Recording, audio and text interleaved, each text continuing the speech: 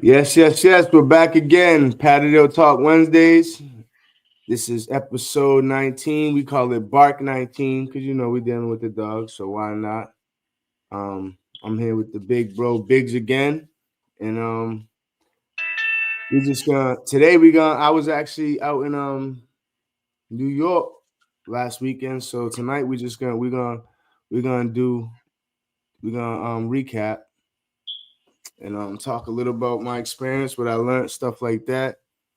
Biggs, you want to say anything before we get to talking about the weekend? And Say hello, everybody. Welcome back again. I'm glad to be back on. We had a great weekend. I'm glad Woods came down and played with Cut Up Kennels. Got his little female started.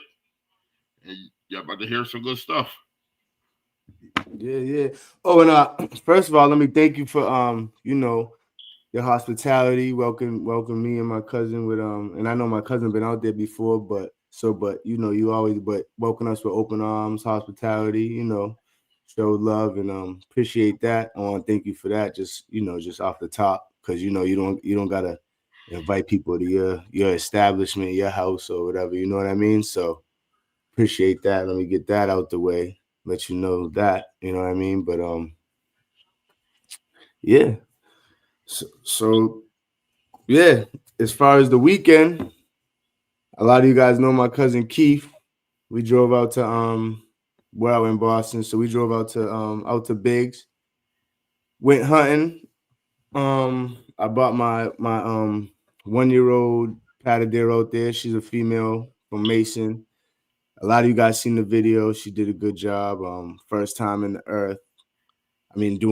First time doing earth work. First time seeing a groundhog at all. Cause we took her out. Me and Keith went out a couple times, plenty of times out here back in Massachusetts. But as you guys know, if you've been to Massachusetts, the game is not as easier to find. There's not as many open fields, and it's a lot more rockier.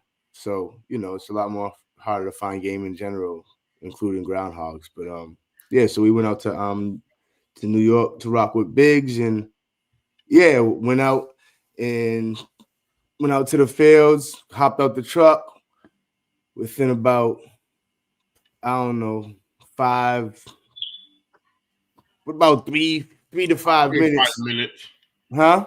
About 3 to 5 minutes. Yeah, probably about 3 to 5 minutes. Um, I'm not sure which one it was, but one of Biggs' dogs, because you had several out there, and they were all they were all working. You know what I mean? They were all going crazy, putting in work, finding holes. But yeah. What's up, Jamie? See you over there in the comments. What's up? Always showing love coming in. Jamie, you should be happy because we started off with your female that you sent me a long time ago.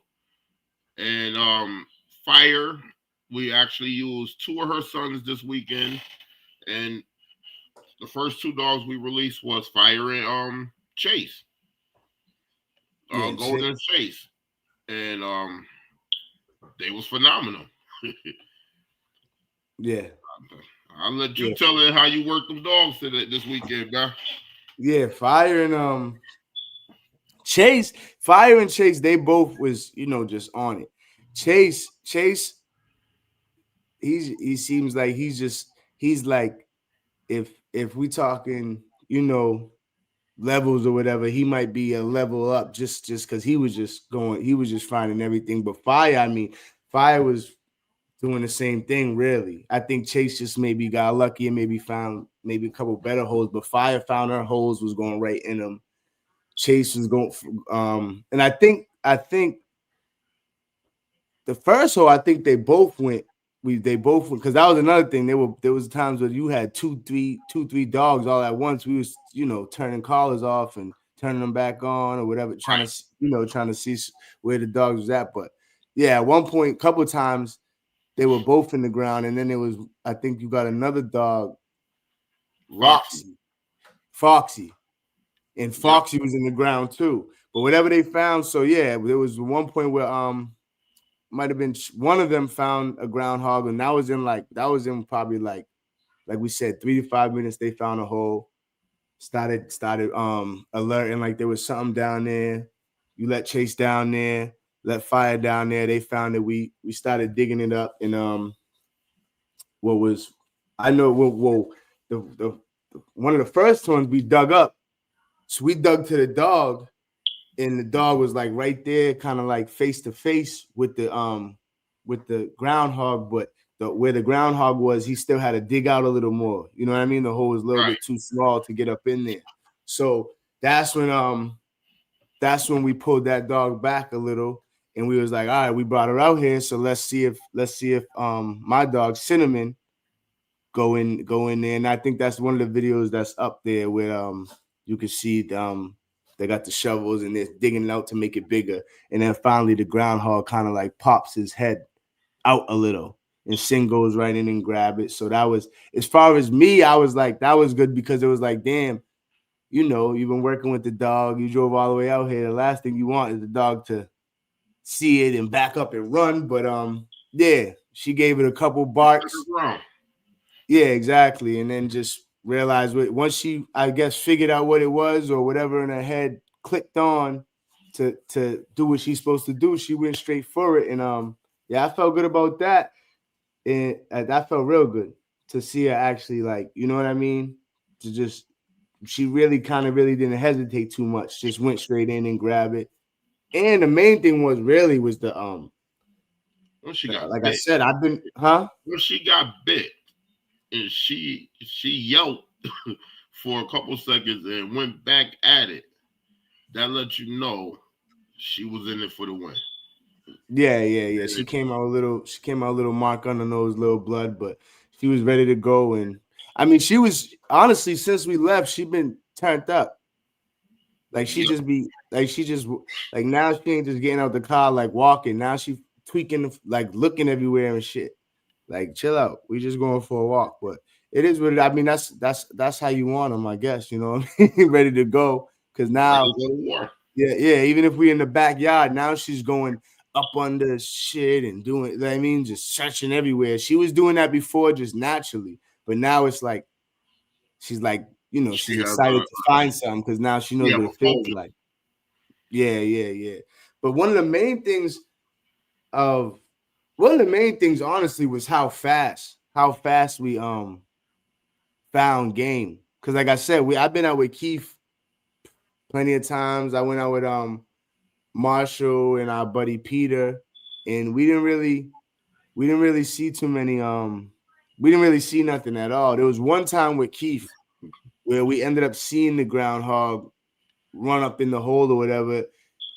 And he had Boom, and we let Boom dig a little, but once we got a little bit more in there, you could see it was just all big rocks. Just all big rocks bolted. We would have been out there trying to move stones that weigh 1,000 pounds for the next 10 hours. You know what I mean? So it was like just stupid to let the dog go in there. But for some odd reason though, that winery is so infested with groundhogs. We didn't even touch majority of it. We only touched a small percentage of it. Maybe not even a 100 yards of it. We did about 40, 50 yards of it, and you was walking into them. Yeah, because like I said, we got out the truck. Too high. Huh? And plus the grass was way too high. I mean, the grass was definitely way too high, but I mean, it didn't really stop nothing. Yeah, it didn't really stop. Like the grass was definitely some of the grass was definitely damn near up to our waist, and the dogs was like hopping to see where the hell they were even at. But once they found the holes, it was what it was. You know, they were going in the holes, so we knew they was at. Obviously, we had the trackers and stuff. But yeah, it seemed like, honestly, and this is no exaggeration, it seemed like we would find a hole, get the groundhogs out, and then within the next, maybe we'd take go this way or that way, another 20 feet, and there'd be more holes.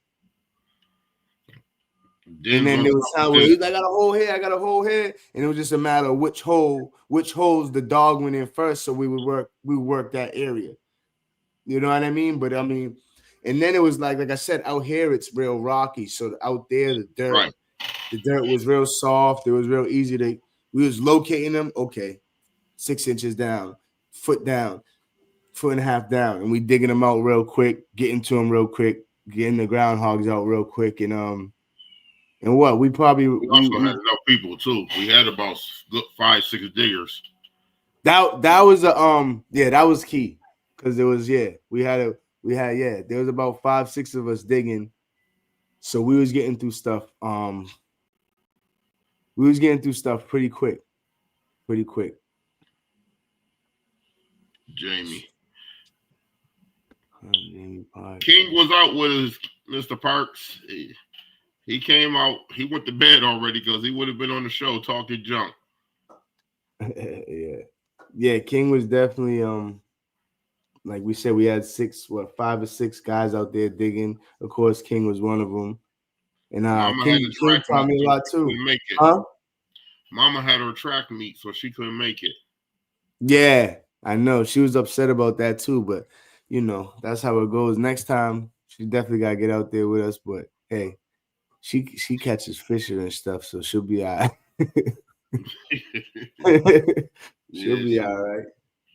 But yeah, that was probably the coolest thing where I said to Keith, I was like, yo, at this point, it's like we're better off just driving to come out here with Biggs than be searching around in Massachusetts for 2-3 weeks for something. Because like tell me, we've been out 2-3 times and maybe seen 2-3 times this year. You know what I mean? Last summer we went out a whole bunch of times and stuff like that. And you might see some, but like where you was at, like I said, we hopped out the truck, walked about 20 yards, first hole, boom, groundhog.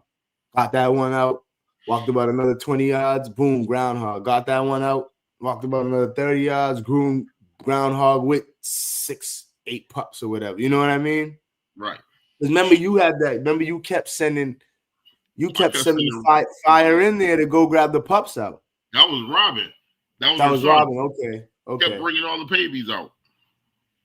Yeah, because you had 4 dogs that day that was all working their asses off. You had Chase, you had Robin, Fire, you had Roxy, and Robin. Yep. Yeah. I like Roxy, yo. She got that slim body. She was going straight in. She's an asshole sometimes. Because she gets so excited that she wants to destroy everything in her path. Hey, yeah, she was. It worked. Yes, I would say they were all working their asses off. They all went straight down and not one of them was like, every one of them found something. It was just a matter of what hole. Because I mean, how many groundhogs we find that day? Total of 8. Yeah, so they all found something. You know what I mean? And then it was great. Like again, it was great for Sin because she got to work different holes, and you know what I mean, run up in different holes. She paid attention to the veterans, and the more curiosity that she had to try to go, she wanted to follow suit with them. And it was, like I said, for you just got to let her just go with her flow. Release her, just go with your flow. You chill, let her do her, and she gonna do her. And when you did that, that's when she started. She ain't take off and run away. She stayed right in pursuit of what they was doing. Yeah. She kicked right in with the veterans. Yeah, she went right in, and like I said, that was big for me because I've been working with her. So, huh? You see, when we brought one out that was about the same age as her that didn't make the cut, she got evicted. Oh yeah, that other little brown dog. What's up, Anthony? That other little brown dog. She just ran off, man. She didn't want. Yeah, I would have. Yeah, I would have been kind of upset if my dog did that. I can't lie, but I mean, it happens. And obviously, when you got several dogs, it's gonna happen. What you said? That was her first time coming out. She didn't make our cut. First and last time. So it's okay. But hey, that's all you could do. Work them, see if they work. And yeah, she didn't make the cut, but out of the other 5, 6 dogs that was there, or not even, probably like 8, 9 dogs altogether, because homeboy had several dogs that he brought out too that was getting up in them holes. Jamar. Yeah, he had We what? had Burke out there, we had Jax out there, and we had Perk Jax. That was no, and Fury. Fury. Yep. Fury. Okay, yeah. So we We had three. And it's crazy because we only went to the winery. All the land that we got, it would have got a lot rougher. Yeah, and that's why that's why I said to Cuzzo, next time we come out there, we're at least coming Friday to Monday. So Saturday we get the hit where we hit, and then Sunday we could get to the coons, because that's what happened. There was so much game on the winery, and we was running into so many groundhogs over there. We didn't even have time to go to the other spots where we was trying to find some coons and stuff like that. So yeah, definitely got to get back out there and thing. But you got so much. I mean, it would take, you'll never cover it all. Nah. You got too much. Yeah, you got access to too much land. People, because we got so much land to cover. It's unbelievable. Yeah, you would need literally 50 to 100 dogs to cover it all. To cover it all. Like, it's way too much. But I mean, that's not a bad thing. That just means even if one field gets a little dry with the game, you got 2,000 acres left. You know what I mean? And still do your thing on. So, and yeah, we seen that coyote den with the bones that looked like they were eating horses. Obviously it was there, but shit, I wanted to go back to that den with the bigger dogs. Yeah, definitely gotta go with the bigger dogs. That den was huge, bro. This is a family of 15 and living in den. But yeah, as far as like the that was probably like one of the coolest things is the amount of game. Like, we didn't have to search for long. We wasn't out there for 5 hours and only dug 2-3 holes. You know what I mean? We was out there for maybe 3 hours and already found. By that time, we was already probably on like the 4th groundhog. You know what I mean? Pretty much. Yeah. So that was like definitely the like compared to like where I'm at and where like, and we have fields, we have connections with a couple farmers and stuff like that. But the fact that the earth is so rocky and the dirt is so hard, and there's a lot more roots and stuff like that. Well, we still got that was just one spot. We got rocky when like in that backfield where I took you to the slopes and stuff. It get tough. I can imagine, because it's rocky. It's rocks over there. Yeah, it get real tough. But you still got another 2,000 acres that ain't rocky. True. That's just straight field. You know what I mean? Or orchards. You know what I mean? So where in our position we do have, but the farms out here ain't as near as big. I get it. So we do have connections where it's just field, but the farms ain't that. And even then, the dirt, once you get a little away from where they're actually planting stuff, where they don't cater to the dirt or anything, it gets real rocky. You know what I mean? Coming down now, well, compared to what it's going to be in a month when the fruits is actually on the trees, is going to be an even more better, because like evening time, raccoons start coming out to go to the cherry trees. Mm-hmm. So it'll be easier for us to hit those areas, like where them slopes at, where a lot of the raccoons hang in the trees, or they got their burrows in the ground on the slopes. It's gonna be real heavy. We catching them as they having babies right now. Yeah. So now your babies is gonna be out there. The parents is gonna be looser out there. It's gonna be a lot more. Just like that. What was that, Friday night? Or was it Saturday night where I seen the foxes running through?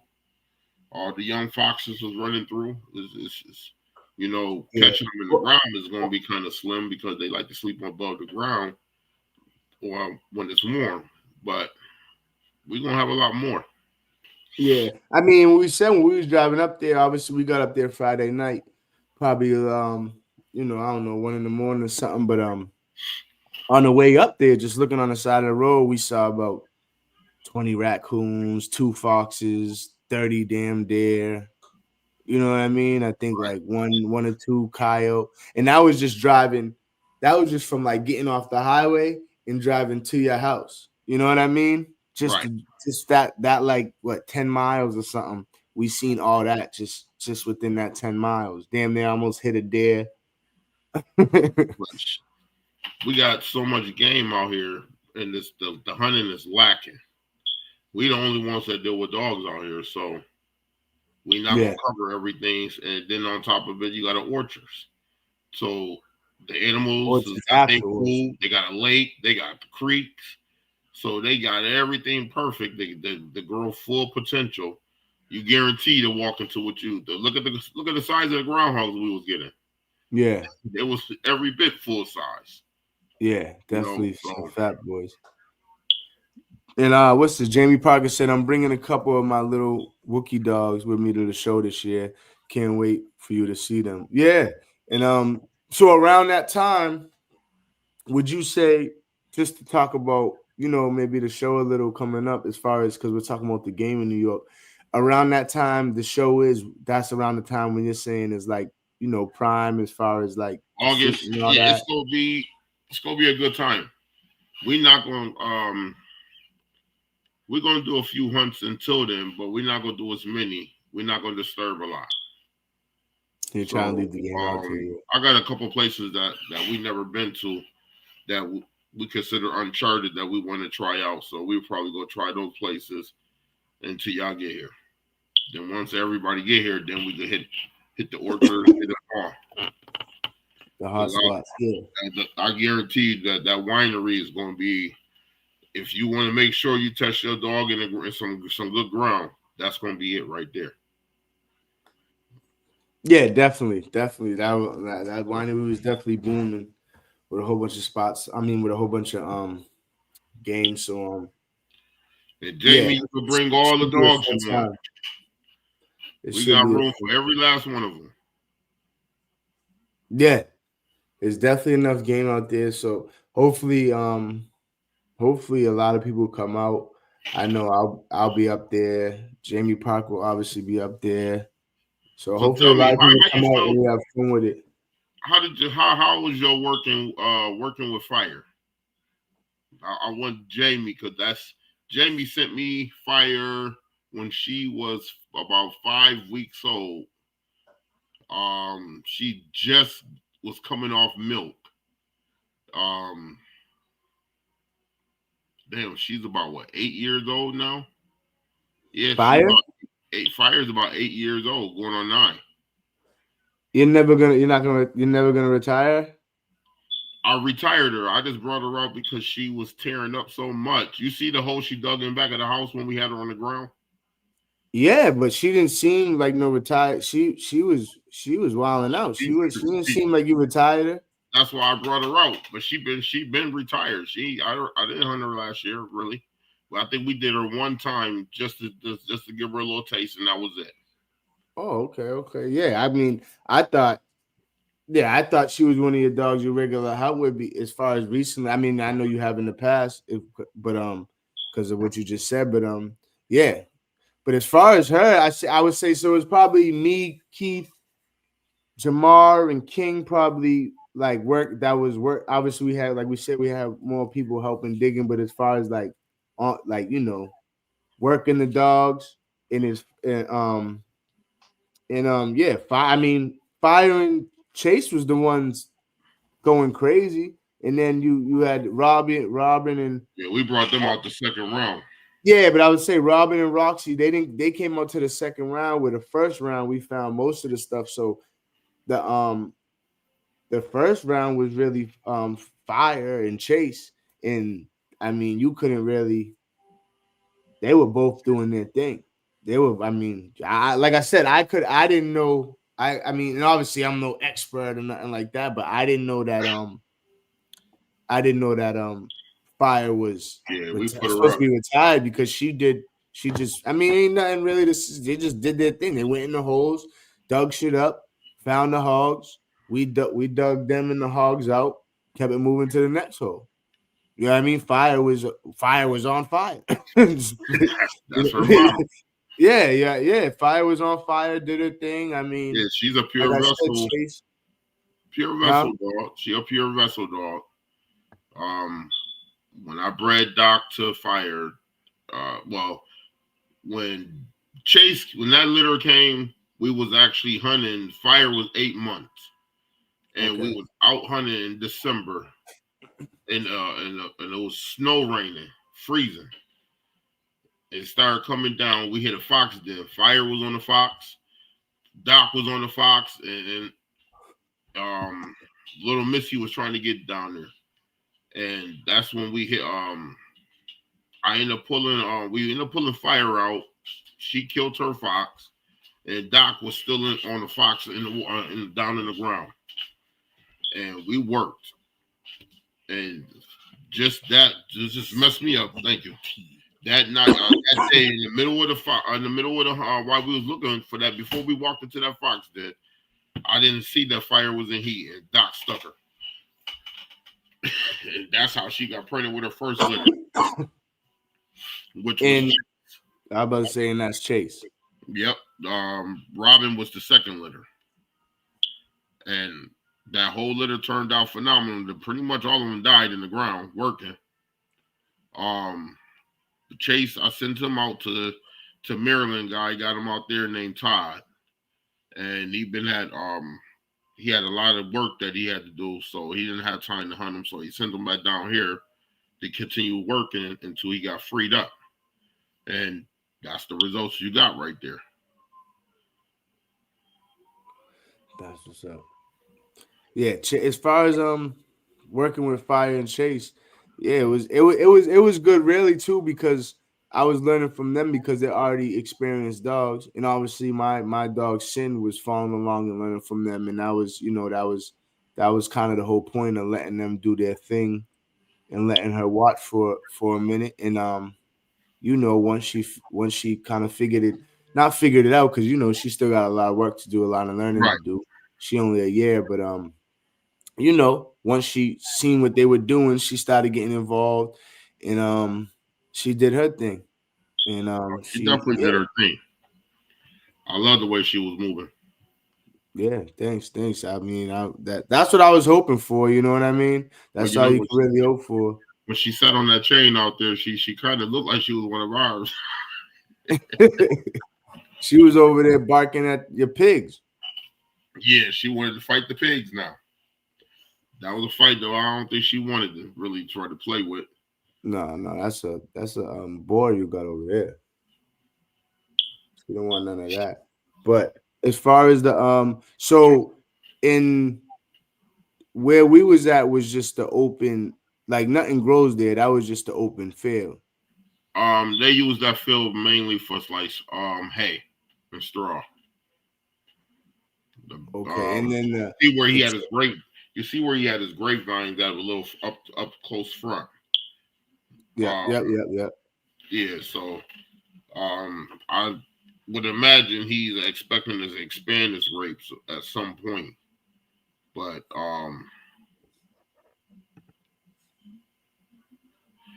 Leon Royal Washington had him. He was too big to go on ground. Leon is 30 pounds. How big? 30 pounds. The last time I weighed Leon, he was 30 pounds. We got him in the city right now. He's way too big to go on the ground. He would have made it in that coyote den, but that's about it. Yeah, that coyote den, you could send a damn. And we don't really have a lot of barns out here. We don't have a lot of barns out here. Where a lot of people think we got a lot of barns, we don't. We might have had across the street. We got one big giant barn, but other than that, we really don't have no barns. Yeah, I didn't see any barns really. Leon will have to do more of a night type hunting with the animals on top of the ground. He's more of a jag size. So he'll be good for he's gonna get along with the bigger dogs. Yeah, he always want to fight Sam or he want to fight Promise. when we hunt them. So I had to put him in the yard in the city. So He's still around. Well, that's two problems. He's 30 pounds and he don't get along with other dogs. Right. So as far as groundwork, yeah, but and you said what that was damn, 30 pounds is big. Yeah, how the hell that so solid, how much did the parents weigh? Huh? Was his parents? I mean, I'm assuming his parents had to be Jamie bred him. I don't know how he was fully bred, but yeah, he was when he got here, he was about 25, 26 pounds. He's straight solid muscle. Fast as hell. I can tell you that. He kept up with Sam, and every time I turn around, they would end up fighting. Yeah, that's what I was I would, to be honest with you, Andrew, I think he will whoop. I would put my money on him against a bulldog, and because the way him and Sam went at it, he was trying to take Sam's legs off, and that lurcher. He was trying to peel his head off, and he was trying to take the legs, and we had to keep breaking them off. And then I tried to take them out again and see if they would work together. I just said once we out in the field, and they started working. But then for like 5 minutes later, I turned around and looked, they was rumbling. So we just had to separate them.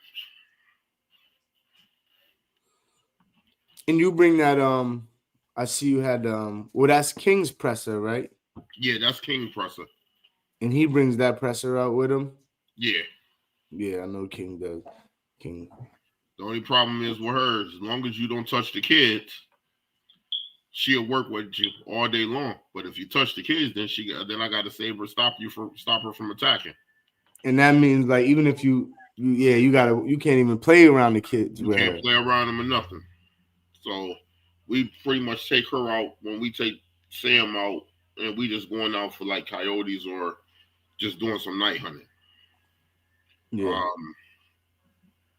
We just had a litter of Corsos that we're gonna be working on that to kill that temperament towards people and just have them working with the out just regular. Now TT, even though everybody was running from her, she works with people. She just been out of touch for so long. Yeah. I mean, she seemed like she was straight with people. She was just iffy about certain dogs. Right. You know what I mean? Because I didn't see her real, but she's just so big that people are gonna naturally back off anyway if you don't know her. You know what I mean? Because that's a big dog. See, you ain't had the pleasure to get to see Sam out. We didn't get a chance to take him out. Yeah, I like them lurches, man. I might give me one sooner or later. Shit, but who knows? Right now, I'm just worried about Cinnamon trying to get her right in this earthwork. You know what I mean? I'll tell you another good round down here with Cinnamon. She gonna be on full throttle. Oh yeah, we coming. I'm definitely gonna be out there for the PTCA thing, but I'm trying to get out there to end of next month. So I'll keep in touch with you and let you know. But I'm trying to get out there to end of next month, with or without Keith. I already told him. Well, you see, his body broke up, and then he messed up Boomerang. Boomerang damaged another tooth. Yeah, Boomerang. I don't know. I don't know what he bites too hard or not too hard to pulls. I don't know, but that boy it messed up his teeth or something. No, he bite hard, but he was also going so hard trying to get that groundhog out the ground. Yeah, that's what I'm saying. Like he pulls too hard or something. Like he got I don't know. That's how he does. Oh, and Jamie Park said Anthro, he was straight Patterdale. Yeah, Leon is a pure Patterdale dog. He's just a big dog. Okay. What did Anthro say? A Bulldog said a few game down records with Robert T. and T-Boat Willie told me that badass Bulldog he's seen was a cross with the Pat, mid-20s, and could lick any dog he touched. So I believe in Leo. I believe in Leon as well, because it's just the fact that we're talking about this Pat beating a pit bull. I can see it happening, And the reason why, A because real game pit bull. it's possible. I mean, it's But, possible, okay, but okay. Take this for a factor. how many times out of 10? Okay, take this for a factor. A Mm-hmm. bulldog in the ring, they what? You got a throat, neck. Well, you got the throat, you got the legs, you got the top of the head, you got a stifle, you got a chest. That's normal certain different styles that the bulldogs go for. Now you got a vicious a pit bull run up on you. You punch him dead in his nose. One good hard time. What do? Shut down. Am I Not wrong all or of right? them. Majority, all of them shut down. Sometimes you could piss a pit bull off more that way. Possibly, if it's dead game, or however you want to call it. Yeah, But yeah. I for the see what you're most part, saying though. you take I see that what you're dog's saying. nose out, he gonna sit down. Yeah. Patterdale, you can cut his nose damn near off, and he's still gonna keep going. Yeah. But I seen a video about a pit that got his whole face ripped off and still won the fight. But there's a pit bull, so we ain't gonna get into that. That's a whole nother world, man. That's a whole nother world. I was breeding. I was doing here for here in Florida for mostly large raccoons and hogs. Breed back to some J&J's bloodline and bring the size up. They were a bit on the game side. Gotcha. Makes sense. Makes sense. A lot of them, I mean, now that's a maybe a question for you and Jamie and Anthony. As far as like the Patterdale world, do you see the dog aggression staying the same, fading out slowly, or does it seem like it's getting worse? Because I know in the Yag world, this shit's getting worse. As far as them being more aggressive towards each other or dogs, do you see that in the like I haven't been in the Patterdale world to long enough to really say how the past was, but I know you guys have. So comparing it to like the past, is it the same, worse, or I don't see that aggression as much. Out of none of my dogs, unless I got a certain dog that's fighting for the trophy. If you, as far as you like what you saw, a lot of my dogs work together. You could, they're not going to turn around and attack each other on something. Foxy probably might snip at us, but that's because she's so excited going after the game that she's not even paying attention to what's her surrounding. And then when you smack her or you make her realize who she's snapping at, then she changed the whole fraction of it and go back to work. So I don't see. It really based on how you work your dogs. If you know what I mean, your dog gonna be what the owner is, basically. Think about it. Look at Jamar. Jamar brought his dogs in. They worked with the dogs perfectly. They don't see the dogs often. For last season, he'd been, running this company, so he ain't really had the time to bring his dogs out. But as soon as they come out, they came off my yard. So when he got them, they was puppies, but they worked no problem with other dogs. Yeah. So I don't see that aggression with the dog aggression as much as some people might see. Yeah, and you're right. He brought out his dogs, and none of the dogs had problems. None of the Patterdales had problems, and like I said, there was probably you had your two, the first go. I had mine. He had his three, so that's a good 6 dogs out there, and they were all fine. Yes, they knew something was going on. They dealt with it. And they worked together. They all work together without anything. Pats and Pits are probably the closest true working cousins. Bulldogs get gameness from the Terrier in the mouth from Bulldogs. More terriers seem to be game, and that's the name of the game. Very true, pretty much. Pretty much in a nutshell. You know what I mean? It is what it is. And I mean, I think that's one thing that's always going to be something that you got to pay attention to in the terrier world as far as them being aggressive to other dogs. It's just, and sometimes they only be aggressive dogs to that in that moment because of what's going on at that moment. You know what I mean? That could cause it too. So, but yeah, as far as the whole trip, it was a good trip. I know in some of the videos there was, people always gonna leave their comments. There was one video where it was like, obviously we didn't and it's pretty obvious. I mean, we didn't have a break stick on it, but I mean everyone knows that even if they don't know that I know how to use them because they don't know me yet. They know you know how to use them. They know Jamar does, and it's like, it was just again we got on game, and like we said, Biggs, like we said, we were about 3 to 5 minutes. So here's the reality to a break stick. They see that the one person I seen the comment that put it up. He working with game dogs all day. He not really working with Patterdales or any other outside. He not doing outside hunts like that.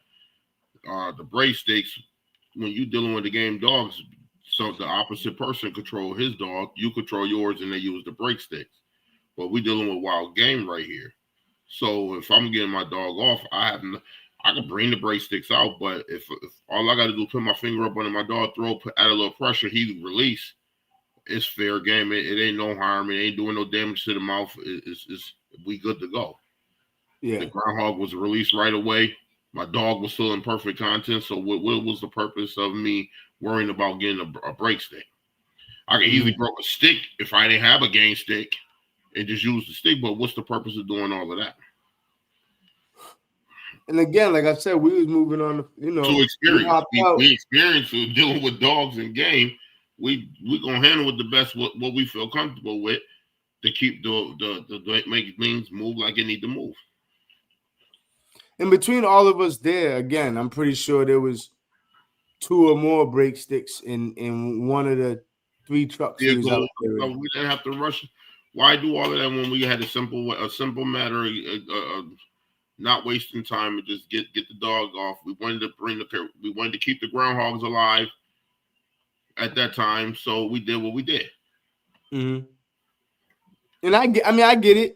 I get it at the, you know what I mean? I get it at the same time. It's like you could be prepared and have everything on deck, and not saying we wasn't prepared, but again, like you said, it's not like we're breaking up 2 pit bulls. You know what I mean? You put a little pressure on where they're not gonna let go. Where you put a little pressure under the throat, they'll let go. And next time, who knows? Next time we might have 10 break sticks on deck just because that's how the day went. You know what I mean? But yeah, we all know how to use break sticks.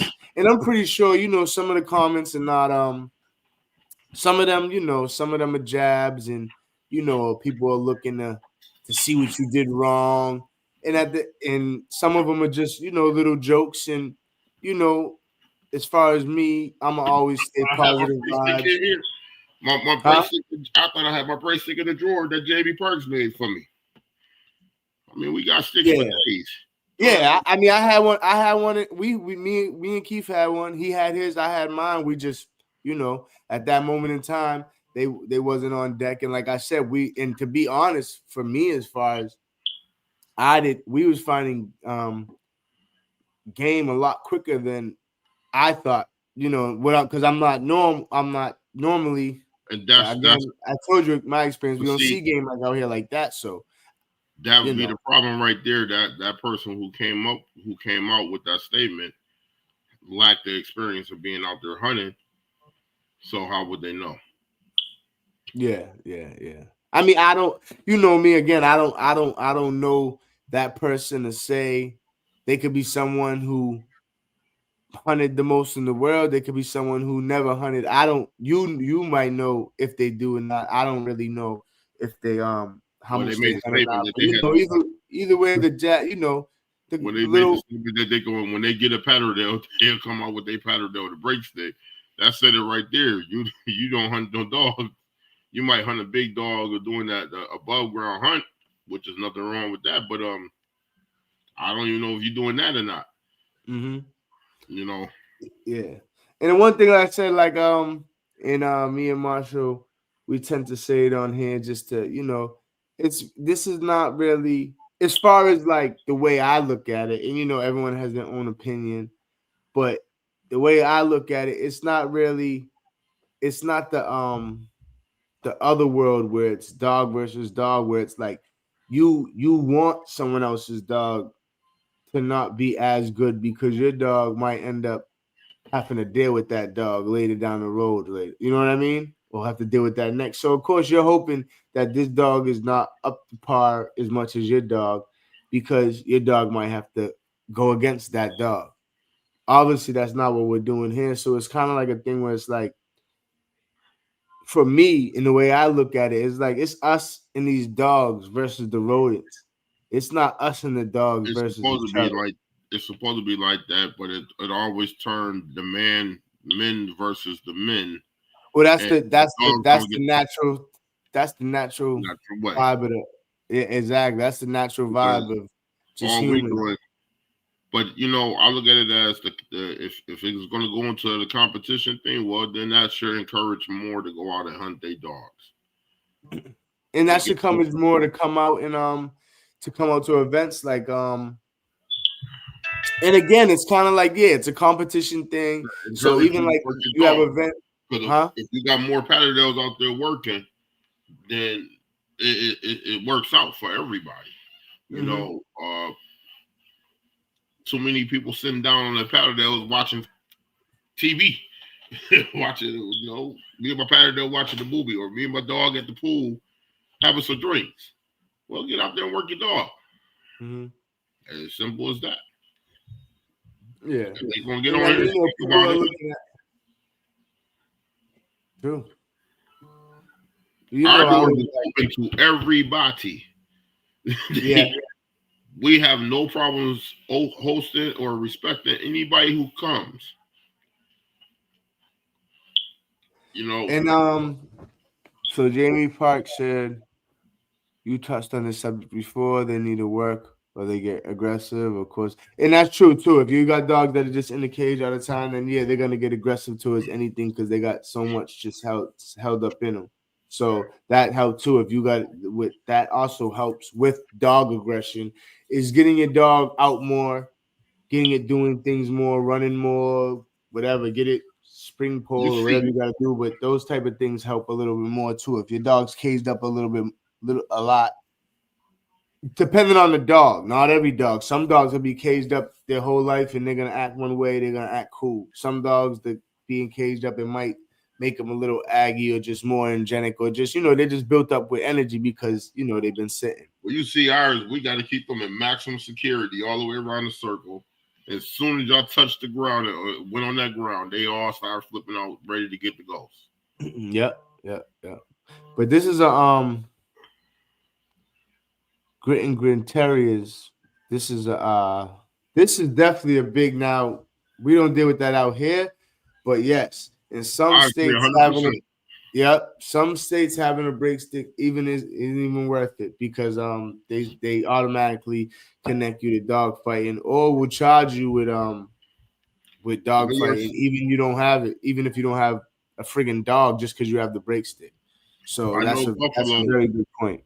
I know we have a task force now, federal task force for game dogs down here. So yeah, see, I'm not gonna say that the break sticks are illegal here because I don't believe they are, but they will insinuate that that's part of that game. So you're fighting dogs. Yeah, that because I mean, at the end of the day, most people have most people.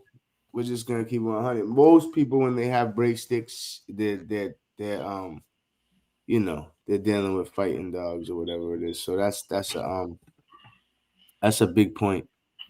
Yeah, in DC they are flat out illegal. Okay, let's just say. We take break sticks out all the time. It's the fastest way to get them off. Yeah, and I mean, like I said, we and to each his own. You know what I mean? To each his own. I'm not knocking No, you. we're And not, no, again, like I said, we're we not could have saying had. we're not saying no anybody knocking break sticks. We have break sticks.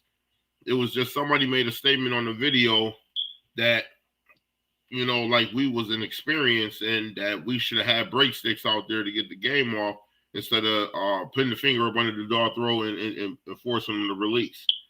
Yeah. He released just as fast as I did if I would have used the break stick, and there was no harm done. I'm not against break sticks. It was just at that time we didn't have the break sticks out of the vehicles and we didn't bring them with us or walking in the field. Yeah, and that was just, and again, that was just that one video and that one trip. We had several trips where we might have brought 10 break sticks because there was so many of us. Each one of us might have had one, and we could have brought it out. You know what I mean? It was just that video. We didn't have it, and I'm not like there was no situation where the dog got damaged or anything like that. Everything worked the way it was supposed to have worked. It was just somebody made a statement basing that like he had that experience and that we should have had them out there, had the sticks out there when if you experience it, it's a possibility at times you ain't gonna need it. I disagree. If you could tell your Patterdale to get off the game on a simple command, then I like to see that.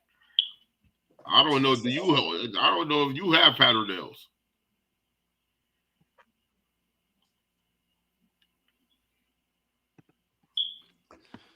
There's only so much draw to race it. Yeah, that's another thing. It's not. Yeah, you're not. you're not ripping off a Pipple where it's like you could throw them around the world and again it's freaking shoot them and they're not gonna let go. You know what I mean? Again, everything comes with experience, and that for me, I felt that person didn't have no experience to make that statement. Which he did make the statement when he get a Patterdale, so that told it right there. Yeah, true.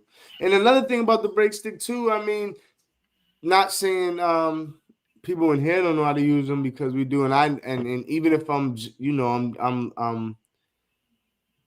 somewhat new to the earthwork, I know damn well how to use a break stick from where I come from in the dog world, and break sticks too, especially for little dogs. Break sticks, if you don't use them right in the wrong break stick, could actually fuck it to dog's teeth up. You twist wrong, you don't do something right, you could actually mess your dog's teeth up if you don't know what you're doing. You know what I mean? So it ain't like you just get a break stick and just start jamming it in your dog's mouth. And you know what I mean? You can mess your dog up that way too. I've seen it done. I've seen people mess their dog's own teeth up, jamming or using a break stick the wrong way. I'll tell you what happened if you was out there by yourself? You think you're gonna use that break stick to get your dog off some wild game, and you ain't got somebody to hold that game to get it off like you would do another dog? Nah, because as soon as that shit let go, it's your hand next. Or just hypothetically, you can have two people there, but everybody ain't gonna pick up game. Not nothing alive. And that game ain't gonna hesitate to bite you or your dog. You work it the best way you work it, and as long as you make sure your dog is safe and good, and you safe and good. That's what comes first, safety. Mm-hmm. Definitely, But as far as at the end of the day, as far as we always gonna keep the vibes right, keep the vibes positive. There's always gonna be the little shot thrown, but that's I think that's we gotta remember it's not dog versus dog. It's us and these dogs versus rodents. So at the end of the day, we should want any other man's dog to work just like ours. You know what I mean? Why not? It's a good dog, help out the farmers. You know what I mean? Right. You know what I mean? It's not. Do you own I don't wish. Huh? I was at your Anthro. Do he own Patterdales? I'm not. I know. Shout out to Anthro. He's always in here commenting. He's a good dude. I don't know. I definitely feel he's a good dude, but I mean, my lurcher, yeah, and hell, I can't even tell my lurcher to get off game.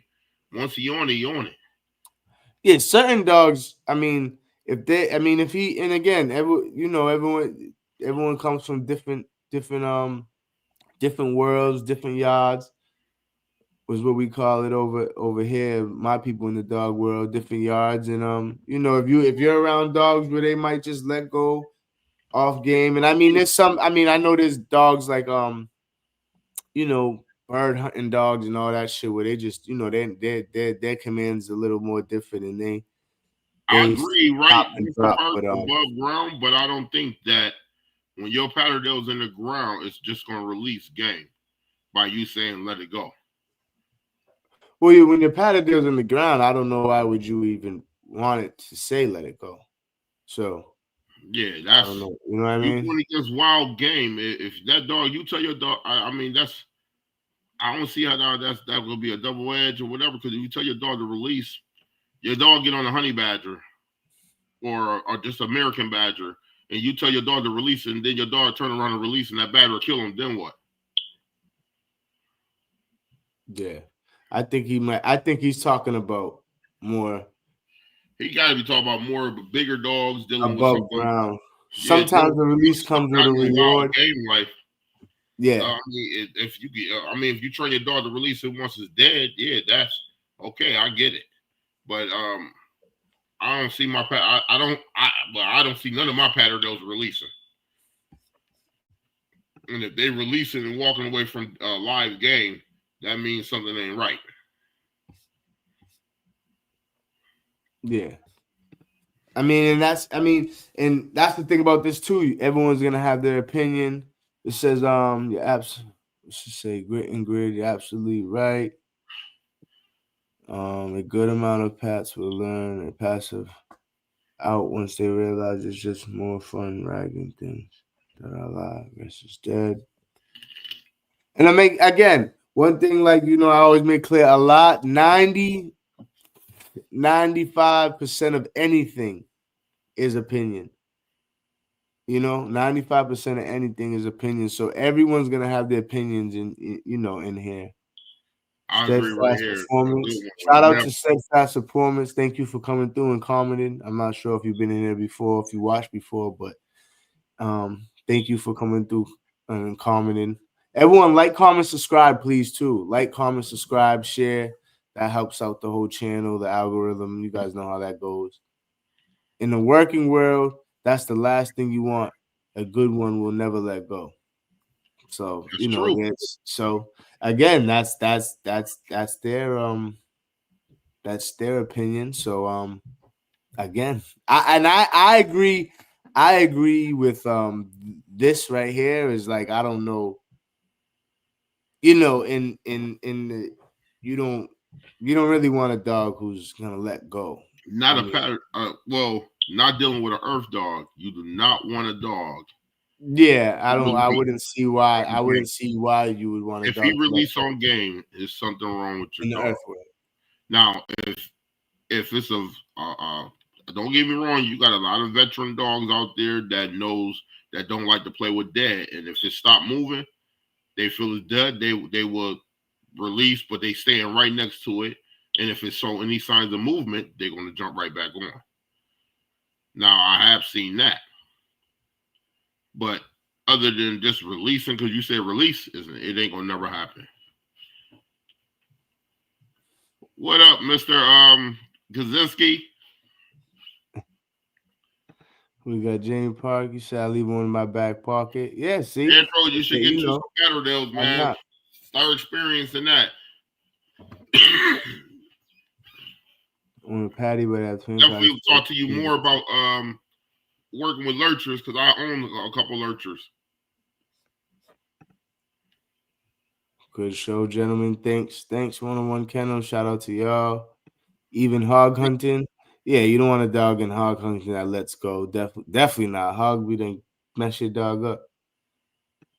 Woods, what's something you took from that hunt that you learned about your dog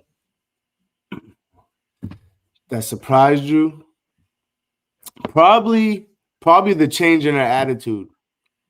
She she's she got real excited, real hype. It was probably in kind of like actually was crazy, kind of like what we're talking about now is that once she figured out that the hog there was a groundhog in the cage in the truck She was that actually we trying was to fight gonna to get in the truck. yeah, she was trying to jump through the window, and that's what in normally if I like if there's she's not that turned up and there's game around and stuff like that. Normally, she if I tell her to come or if I just something like that or whistle, she'll come. Once she and it's kind of more from talking to you guys and doing these lives and talking to Biggs and um my bro Marshall, my cousin Keith. For me, it was something that I wanted to see that she's just so turned on that she's friggin' psycho, don't care about nothing else. And that's probably even though I wanted her to kind of have that energy, it that's probably what surprised me the most as far as her is how hard and how much she wanted the groundhog app. I mean, nothing else mattered. Nothing else. She was trying to jump through the window, jump up the truck. She even when we got back to the house, she just knew that at there was a groundhog in that truck. So it was like, okay, we got back to the house. And as soon as we got out the car, she's running right back to the truck, trying to jump back in the truck. And I couldn't tell her nothing. Couldn't tell her to come here. I'm not and obviously in the command world, that's not as far as commands and stuff like that, as far as that's obviously not a good thing. But yeah, her attitude, grit and grin, terriers and lurchers was probably like the most surprising thing is how much she was just turned on and didn't care about nothing else. I mean, nothing else mattered except that once she got that one groundhog, nothing else mattered but trying to get another one. And it was like she was kind of like acting a little like a little psycho, like where's the next one? You know what I mean? So it was like, you know what I mean? Just kind of so that was probably the most surprising thing is that how just she wanted it more. You know what I mean? How turned up she was after, where it was just She like went nothing from a else 1 to mattered. a 20. Yeah, exactly. It was just went and it was in the 20 stayed there. It wasn't like, oh, we got out the dirt and let's move. No, it was like let's find the next hole. Okay, we're still looking for holes. Let me just get this one in the truck. I'm small, but I'm gonna try to. And that's why I was like big. That's why I was like that's why I try to leash her Bigs because I'm like, yo, she's scratching up this dude's truck. She's trying to jump. I She's know. trying to jump through the window. And he was like, nah, just leave her. So I left her because he was like, she ain't got. I wasn't. And I wasn't really worried about her going nowhere because even when I was out with Marshall, she was going out maybe like 30 yards, doubling back. I was calling her. And that was a difference though. When we went out with Marshall, we didn't find anything. So when I was calling her and stuff like that, she was still just coming regularly. Okay, my owner called me, so I'm coming. Once we was out there with you, when she seen that first ground and got her, her mouth on that first groundhog, she didn't give a fuck what I was doing or saying. No, she was She just working. wanted to find it. She was just acting tapped. She was acting tapped, just running around. And again, that's how we want them. But as far as to answer Grin Terriers and Lurch's question, yeah, that was probably the most surprising thing was just how tapped she was. How much more she like how much she wanted to find another groundhog. It was like whatever. There's nothing in that hole, so I'm gonna just jump through this window and try to break through the cage and get this one. And that there was one point where she actually did jump in the back. Yeah, she did. You had the window cracked or something, and somehow she got up in there and she jumped in the back and she was Her determination was so strong that she was going to find the solution to get into that vehicle. Yep, that's the word right there. That was the most surprising right there. That's even with the part when I told you when we took the groundhog back to the house and it went up under that green tote. Mm-hmm. You see, she shot right up under there, and didn't matter if it, and she would have treated that the same as the earth if we was in the ground. She would have was shot down in the ground because that's her determination was to get to that groundhog. Yeah, she didn't. She didn't. After that last thing, she didn't. She didn't. I mean, after she got that first bite on that groundhog, it didn't matter where it was at. She she just wanted to get to it. You know what I mean? I don't think she saw the other dogs as competition. And what do you mean by that? No, he had wrote that she saw the dogs as rather than competition than rather than with Henry. It wasn't competition because she was actually she kind of worked it with them. The fact that when she had to face that groundhog face to face, when we went on ahead and let her go face to face with it, she did a couple barks, but when she got bit, it clicked her right on to go at it. Now she knew what to go at. Now when she see the other dogs doing what they did, then yeah, she's seeing what they doing, so it's giving her the idea I need to do the same exact thing. So when we wasn't gonna let her jump on the groundhog 1-on-1 just like that because she young and that was her first time out. So when we took that veteran off, she had to face it by herself, and she did what she was supposed to do. The groundhog got the best of her for a few seconds, and then she learned quick. Okay, I know where it is doing. Now it's up to her to figure out if she's going to be a killer or she's going to be a brawler. At some point, she's going to reach a point where she's not going to let her get herself get damaged up, and that's where it's going to be smooth. Mm-hmm. What's Anthony says? Steadfast, I disagree, bro. Screenshot the dog in the tab and see if Google sends you the right direction. Game relationship dispatch query, not a threat. I mean, again, it's a lot of this is gonna be opinion. So, in the heat of the moment, when everybody's yelling and the hog is squealing, you don't want that dog mistakenly let go. Think he heard you say break. Yeah, and that's why we say as far as my opinion, yeah, I'd rather a dog that I have to get off than a dog where I could just be like, get off, and he just drops. You know what I mean? I'd rather have a dog that I gotta make get off than I could just say, "Oh, let go, drop," and it just drops it. No, it should be determined to kill the shit. Right. The difference was she started to see those dogs as competent. Oh, that's what you was talking about. Yeah, I mean, I don't. And She you got she to might have. understand, she was working. She might have. She might not. I mean, I don't know.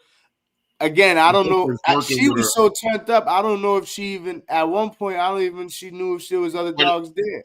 it's a She big didn't difference do it. She working didn't with care. Henry because Henry's a lurcher. Working a Patterdale with a lurcher is not the same as working Patterdale with a Patterdale. The lurcher can't dig in that ground. He can only grab what pops out of the ground. He can try to dig a hole down, but he's not going to get that far down.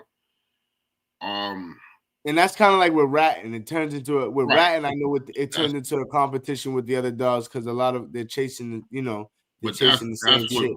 that's what a rat, and that's above ground work, really. Yeah, that's what I'm saying. That's what I mean.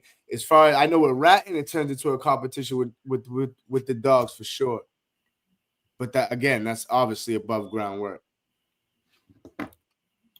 Love it when the dog turns on and the floodgates open. Never too I close agree, again. Not Calvin. at 12 months of age daily.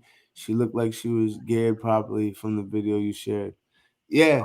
And what'd you say, Biggs? I agree with him 100%. Calvin, we wasn't gonna let no puppy come out here and not be ready for the show.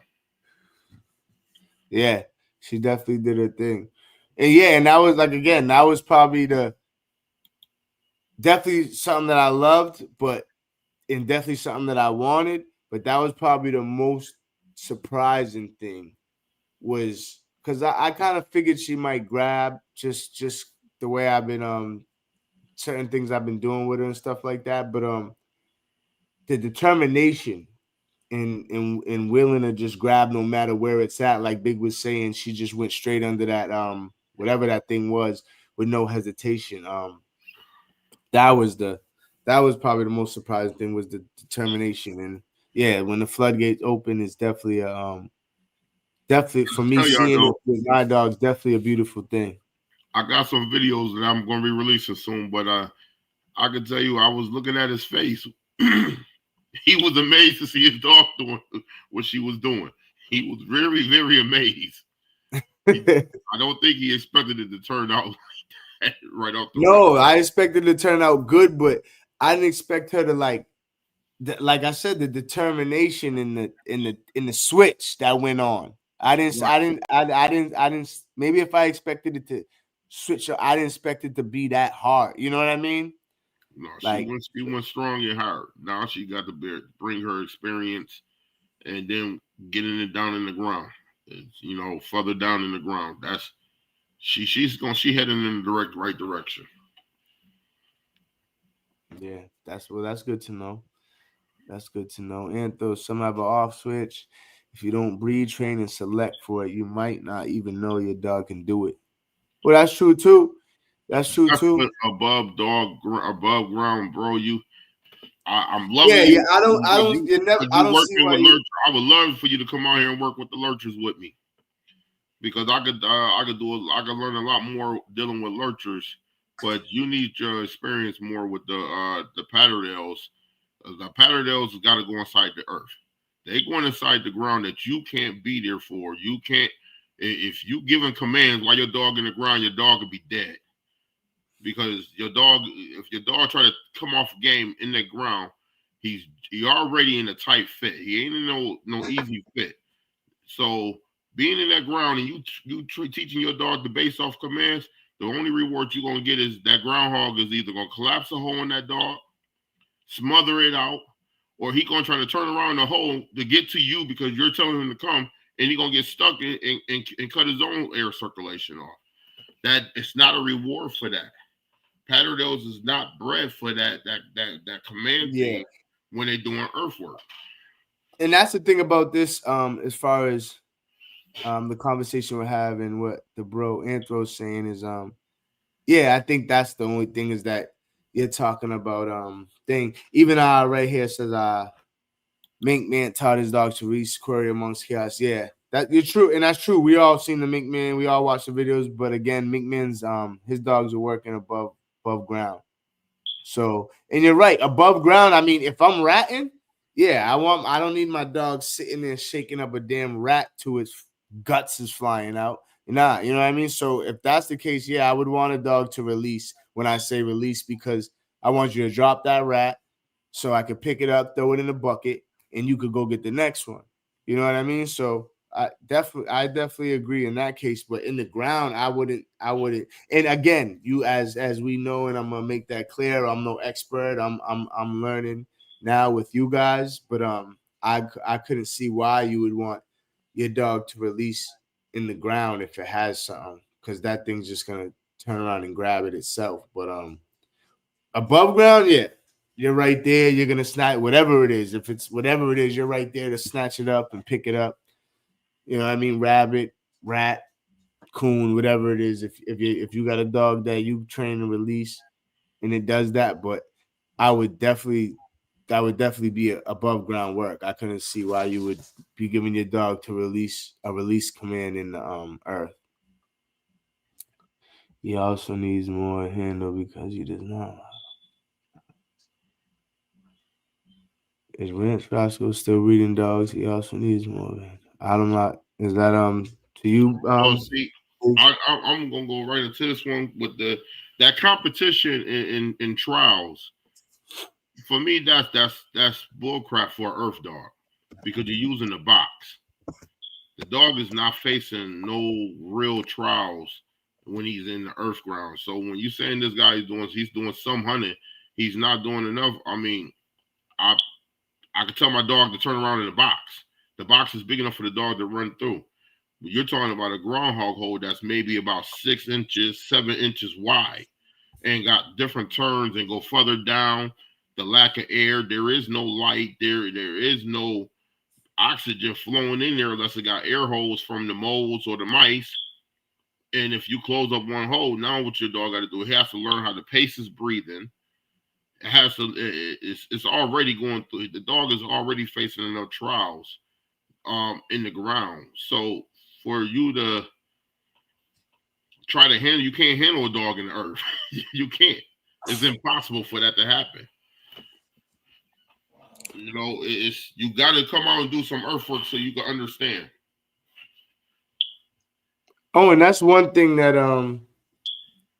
I mean, that would be good too. If at one point everyone in here, we gotta try to get together and, you know, get these dogs working. And again, it's us and the dogs versus the rodents. So, but what did he say here? Grit and Grin got a question. If you have two terriers on the ground and they're both trying to push into the hole to get to the groundhog, first, is that considered healthy competition? There is no competition. When you speak competition, it's really not no competition. They both is aiming to get in. If one seed, okay, I'm a perfect example. I had Fire out there. We had Chase out there, mother and son. And when son smelled something and fought to get into the ground, the mother did not run over. You know, when she came over there, she went to go try to find another solution to find out what's going on. She didn't try to knock him out the way to get in the ground. It wasn't he doing what he doing. So when we moved him out the way, she dived in and she picked up where he left off. There was no competition with that. So if people wanted to go into competition, which I feel, my personal opinion, I think competition with the dogs in the Patterdales in the hunting world would be something that's healthy for the dogs because it would help get more people out to hunt if they got some if they pay a competition, a trophy or a small wager or something on it. Your dog get released, get to the locate, and then get down in the ground and engage, and you get to your dog. That's a good competition right there. That's healthy competition because now people working their dogs. But as for the dogs, you might have a dog that might go in the hole on top of another dog. They might turn around, think they smelling the game on the dog and attack the dog. There is no help. There is no competition there. It's just they're trying to get to the game. All right, so let me ask you this. Now we was talking about the commands as far as release and stuff like that. Now, if you and I see Anthro has some here saying that what is that? Go Stevenson. So basically, now say like you just said, you have a dog that go in a hole. So you have two dogs. You have one dog that went in the hole, and you have the other dog that went after it. Is that a good time? Is when you would want your Patterdale to listen to command if you want to call one, if you want to tell that one that you put the second one to come out. If you only want one in the hole and there's two in there and you want one to come out, is this good to say Fury out? There is no such thing as no command for a dog in the earth. Okay. One, you shouldn't have two dogs on top of each other going in the hole because you don't know what kind of situation the first dog is in. So when that's like what you saw us do. When that second dog tried to go in the hole, we pull them back. We're not letting you go in the hole. That's why you supposed to be at your hole, which working your dog, doing what you got to do. We had one person locating with the locator, and we had one person at that hole, and we had other people getting ready to dig. You know what I'm saying? And then you seen sometimes we said put the dogs up, turn the locators off, put them back, tie them up, put them up so they don't get in the way of us getting to the dog. You don't want a dog on top of a dog. When we had 4 or 5 holes, and one dog went down one hole and another dog went down the other hole. Now that's a different situation. You know, we got 2 dogs that went down 2 separate holes. we don't know if it's multiple holes there, so we don't know if they're connected to each other or not. Yeah, and I know I've seen that this weekend because there was times when there was 8 holes in one 10-foot area, so you don't know 20-foot area. Okay, but so that's how that will go.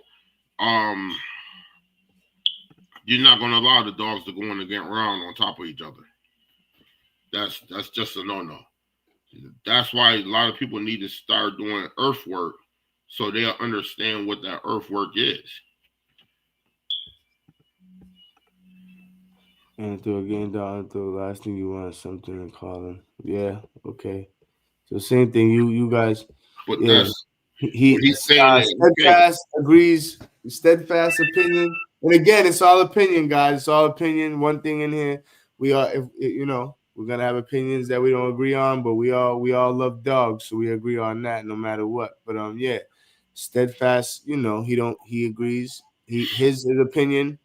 His opinion. And No, the thing is, you don't want no Ronnie, commands to let go. And Anthro has a different opinion. It's all love. It's all good. and Andrew also got to remember something. You don't know. See, if you went down, he said that him and his buddy went down and hunted a badger. Okay. You knew that was a badger den, just like we knew what a coyote den was. We found a perfect coyote den. But you don't know when you walking into the ground what you actually going to walk into.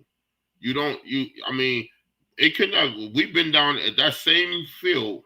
We went down the hole last year where I could pull out the videos with the ladies, and the ladies was digging out, and we thinking it's a groundhog. She dug out, and it was a fisher eating on a groundhog. You don't know what you're going to walk into. You can walk into a possum. You can walk into a raccoon in the ground. You can walk into a fox in the ground. You really don't know when you go into them holes. So the thing, when your dog go down there, it's up to your dog to do what he got to do and get prepared to face what it has to face. Your job is to dig to your dog as fast as you can and get to your dog and get your dog once to engage. That's the whole key to the whole thing. There is no competition. It's man makes competition. The dogs is doing work. that's what it is. We make competition. Like we make competition and everything. What's that say? Look at all the big dogs on here tonight. Yeah, there's some people got bigs in here. That's so. We got some people in the comments for sure. It would be good to maybe do a show on gameness. I've got a background with Bulldogs. I've traveled the world. We could do that. Of course, we're going to keep it Patterdale Terrier always, because this is Patterdale Terrier Talk Wednesdays. But and again, this is what episode 19, Bark 19, brought to you by the PTCA and the NEPTC. But but we could definitely talk gameness because Patterdale's a game. So gameness is not acquired to harness naturally. If you're talking terriers, awareness with a bulldog, the game is staying in its hold. Yeah, and that's what Bulldog's been trained to do for a million years, is to hold. You know what I mean? Hold, period, not into, and you got to get them off. So, but again, that's everyone's opinion. Everyone's gonna have their own opinion. Steadfast never hunted a day in his life. Who's steadfast?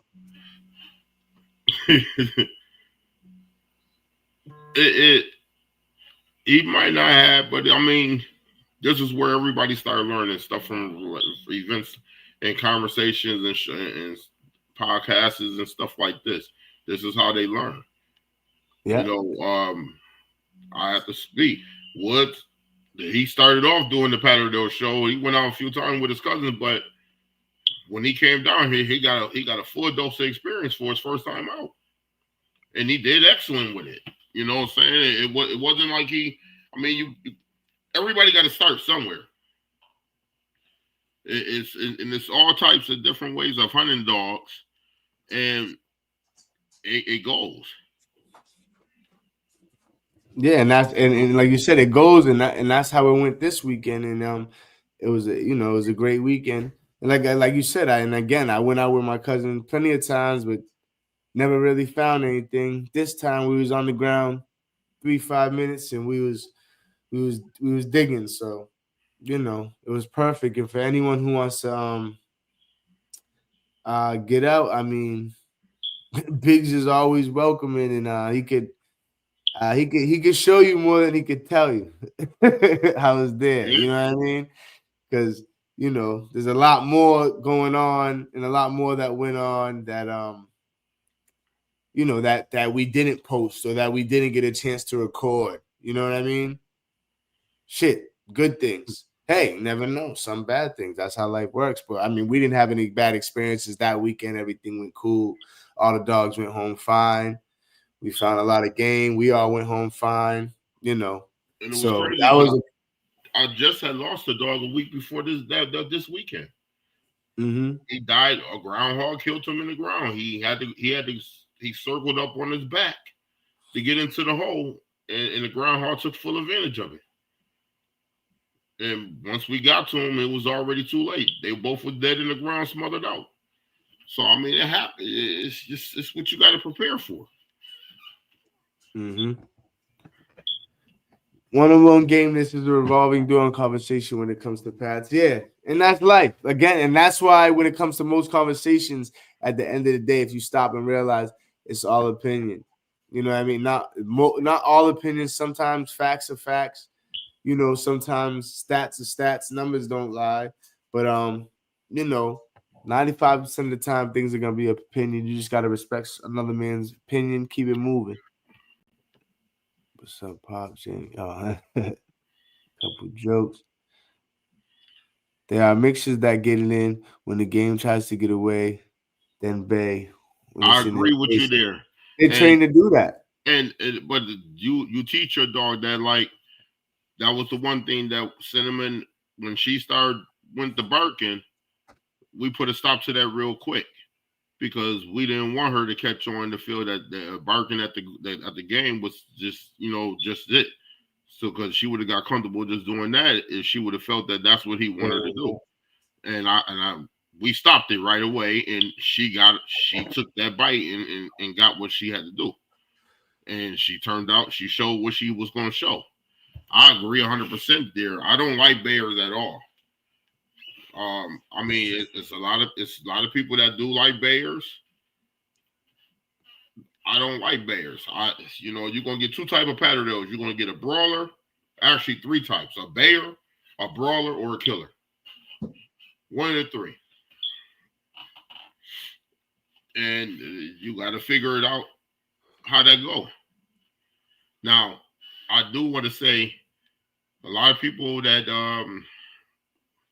feel your dog is gonna get injured up, beat up real bad.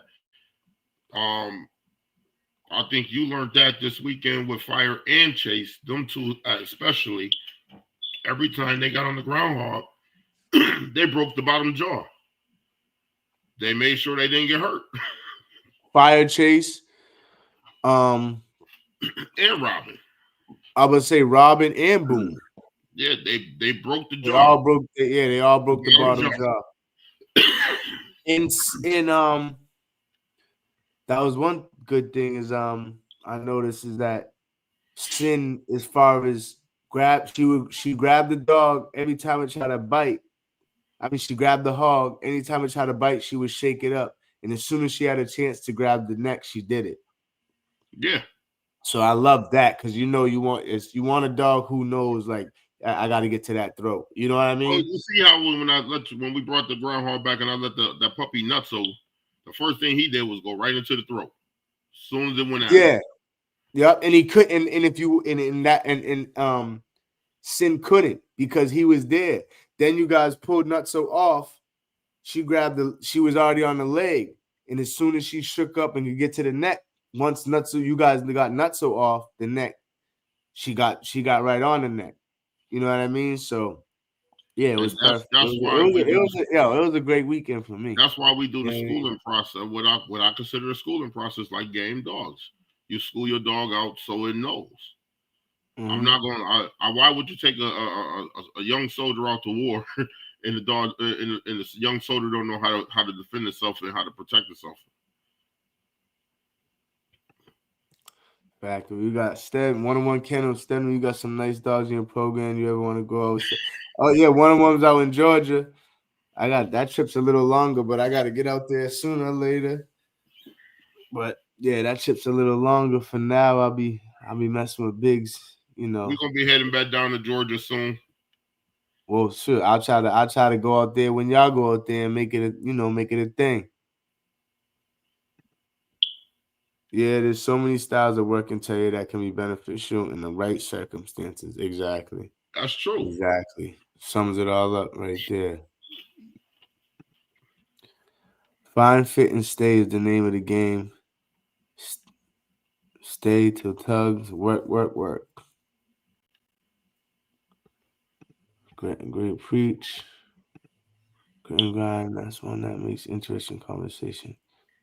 Yeah, definitely. But like you said, it's a revolving door. How did the ground dogs taste? I heard there's a secret. Well, I'm gonna just say, I think Wood's gonna answer that one. I got a 12-year-old child that gutted the groundhogs and cut the meat up, and he got it in the freezer right now. So when he want to have his cookout, he gonna be cooking them. Yeah, I was just gonna ask you. Did he cook them up yet? But you just answered that. So he got them in the freezer. But yeah, he did.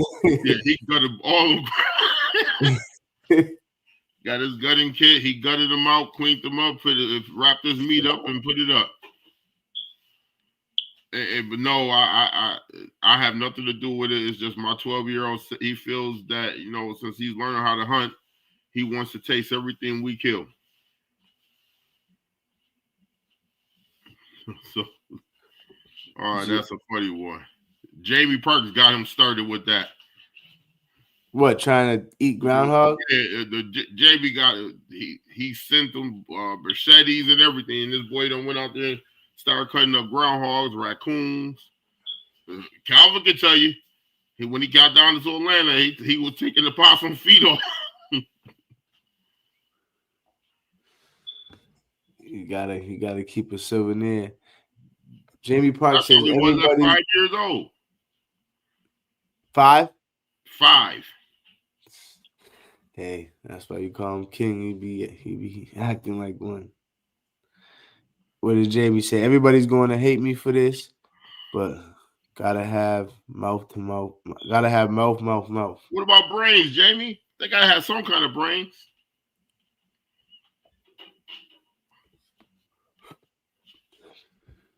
A good mouth can get you out of trouble. This dude. That's true too. What he says, dude, this son was like a maniac cutting up that groundhog. I agree. I don't even know if he really my son.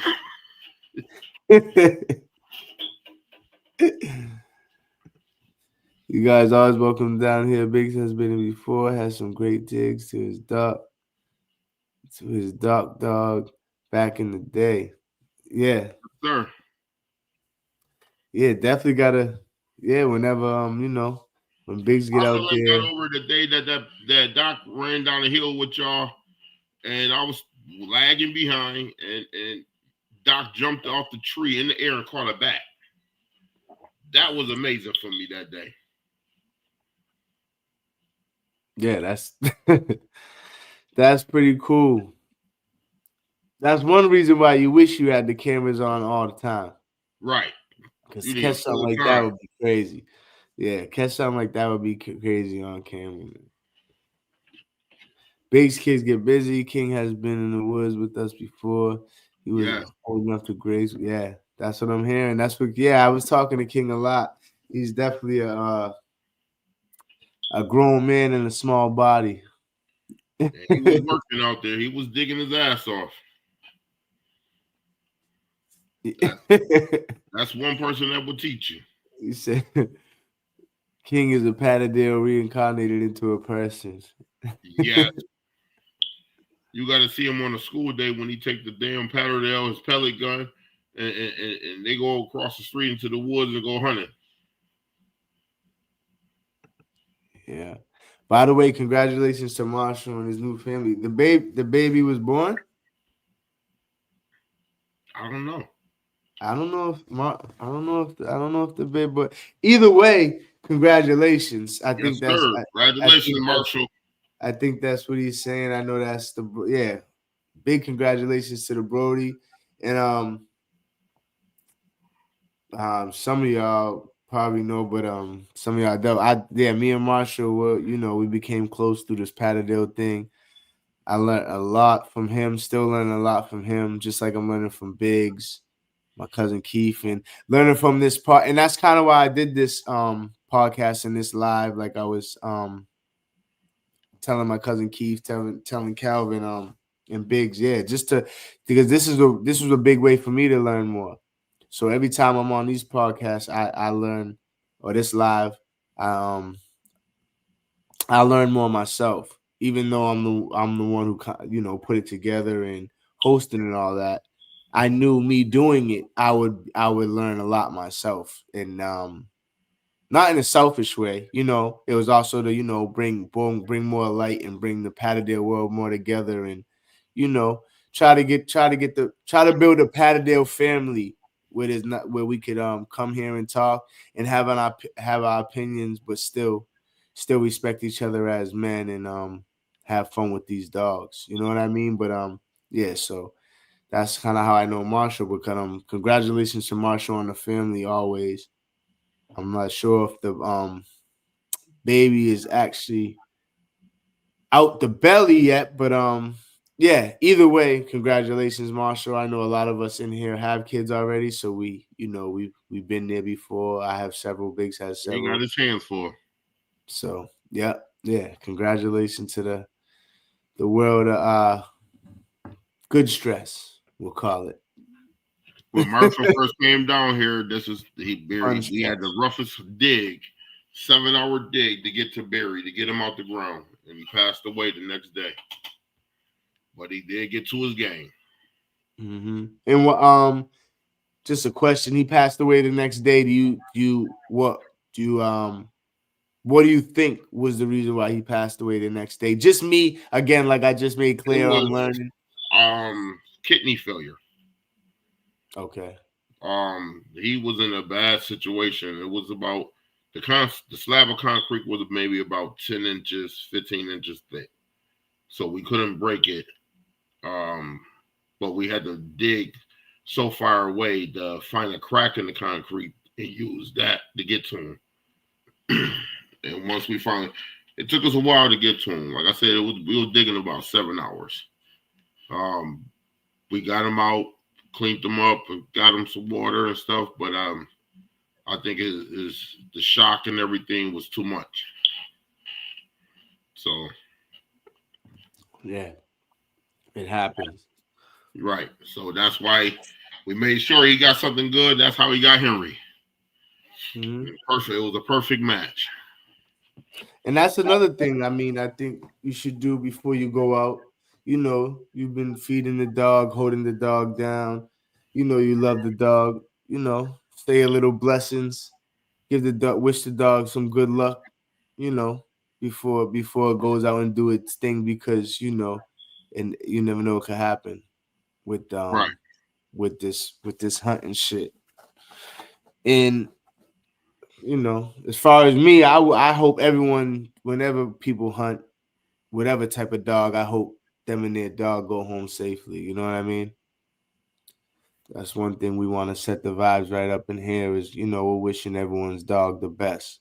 We don't want to, we're not wishing no one's dog to be a bad dog or not do run or not do good earthwork. And over here, Live Your Life Dogs, PTCA, New England Patterdale Terrier Club, we're wishing everyone's dog good luck and hoping everyone's dog works hard and does what it's supposed to help out these farmers, because that's what it really comes down to. That's what it really comes down to is again, and I'm gonna say it again, I'm gonna say it a million times. It's us and these dogs versus the rodents, not us versus each other anymore. Maybe in the past, whatever dog world you come from, it might have been that way. And of course, when it comes to the competition world, as far as like again, Biggs was saying, and I agree with it. We need to have competitions, but friendly competitions. You know, we all have a beer after and laugh about it. No matter who goes home with the trophy, your dog's a good dog. You know what I mean? Shout out to your dog for doing his thing today, because we all know it's just like a boxing match or anything else, or basketball. You know what I mean? You could win Tuesday. That same team you played Tuesday, you could lose to Wednesday, because you didn't. As far as basketball, you know, maybe you didn't hit as many threes, or you didn't get as many rebounds, or as far as the earthwork, maybe your dog just went left this time when it went right. You know what I mean? So yeah, one thing we try to do over here is keep the vibes always positive. Wish everyone's dog good luck, and good luck on every hunt you go on, man. That's major key. And again, we are, like we said, a lot of us got kids, so we want us to be safe and go home safe back home to our families and kids. So no matter what kind of because sometimes conversations and comments or comments on Facebook, cause a little tension, but I'm always positive vibes, man. Everyone's gonna have their opinion. As long as you don't say nothing too crazy, that's always gonna be the energy, man. Positive Right. vibes. But what's this say right here? Much respect to Biggs, a big fan of man that raises his kids hunting. As a collective, not too many have much combined experience as your family. No, yeah, I don't know. Thank you. I don't know too many 13. Well, she was obviously younger when she did it, but I don't know too many young girls that I are. started her at 8. Okay, so yeah, I don't know too many young girls in general, and I'm pretty sure you guys don't either know too many young girls in general that are out hunting with their Patterdales, catching coons, groundhogs, and fisher. You know what I mean? So yes, definitely shout out to Biggs on that. And that's one thing I told Biggs when I got out there. Like, damn, next time I come out, every time I come out now, I'll be with my son. He's 8. He's old enough to know how to, sit down and chill out and learn. So he could definitely learn a lot from King. So next time I come out there, I'll definitely be out there with Little Woods and get him started and going. Right. Obviously, he's used to helping me with the dogs at home, but he don't know nothing about the hunting and all that yet. Just obviously, I'm his father's still He learning. gonna love every bit of it. Yeah, he definitely is. He's definitely, he's definitely a wild kid, outgoing. You definitely would have looked outside and found him climbing one of them trees you got in your backyard. Have his Uncle Keith losing his mind. Right. Keith. No, stick to his name, Pastor Keith. Yeah. Loosen up this time. He's kind of high, cuz he got to get done. Yo, listen, man. I knew he was hurting because he couldn't hunt Sunday. I was hurt. Oh yeah, he was pissed because boom He hunted from morning to about 8 o'clock at night. I knew his body was hurting. He tried to tell him we got enough diggers out there. He because his shoulder, his shoulder, on his back. He didn't. You know what it was though. Once we was out there, adrenaline started rushing. He forgot all about that shoulder. Yeah, he didn't feel that till we started driving back home again. But actually, he said I think it might have loosened, helping him out a little, because he said it was hurting less because he might have loosened. He was probably keeping it stiff. Right. And when he started doing that, he just got the adrenaline started rushing. He started digging out adrenaline and forgot all about his shoulder, which I think huh? He couldn't stop for nothing. Yeah, he would. I'm like, move out the way, cuz I'm trying to learn. I'm trying to get up in here. This guy. Thanks, God. This is Marshall, my baby arrived. Oh, congrats. Yes. Congrats, bro. What's up, Marshall? That's what's up. That's what's up. So that tells you guys why Marshall is not here with us tonight. He's very busy, Oh but yeah, he's here with us in the chats. But yeah, is why he's not. Of course, he'll be back with me. But yeah, why he's not here hosting with me tonight? Because he just had his first baby. So shout out to Marshall, man. yeah, you got your work cut out for you. I got 8 of them, so I know. Yeah, I got 5. So 8 is crazy. I mean, 5. People think I'm crazy when I say 5. So it is what it is. But yeah, appreciate man. Appreciate you, Marshall, for everything you teach me. But yeah, definitely congrats on the baby, man. Welcome to fatherhood type vibes. That's cool. That's awesome. 2 terriers should never be in the same hole, never. Nah, yep. Yeah, Biggs I was agree talking about with that you earlier. Yep. 100%, but I'm also going to add to that. It is, again, we was in a situation that sometimes you can't avoid that. We had multiple holes. We had about 6, 7 holes. When 2 dogs drop down in 2 different holes and they collide into each other, there ain't nothing you can do about that. And sometimes it wasn't the same when we was talking about as No, it far wasn't. as Sometimes it wasn't the same hole. It was 2 different holes, but it was a couple times that we did collide where 2 dogs went into the same. They went into 2 different. But you gotta understand, like in that situation, 2 different holes that connected. right? But then there was times they within 2 different holes where, like I said, there was so many holes we was finding. There was times where one was going into a hole there and another one was. I'm gonna explain how that winery is designed, the way the groundhogs have designed it, because they've been there so long before we got there. You got generation digging on top of generation. There are multiple dens on top of each den. You are not going to find you're not going to just walk into a regular den that's just one den there.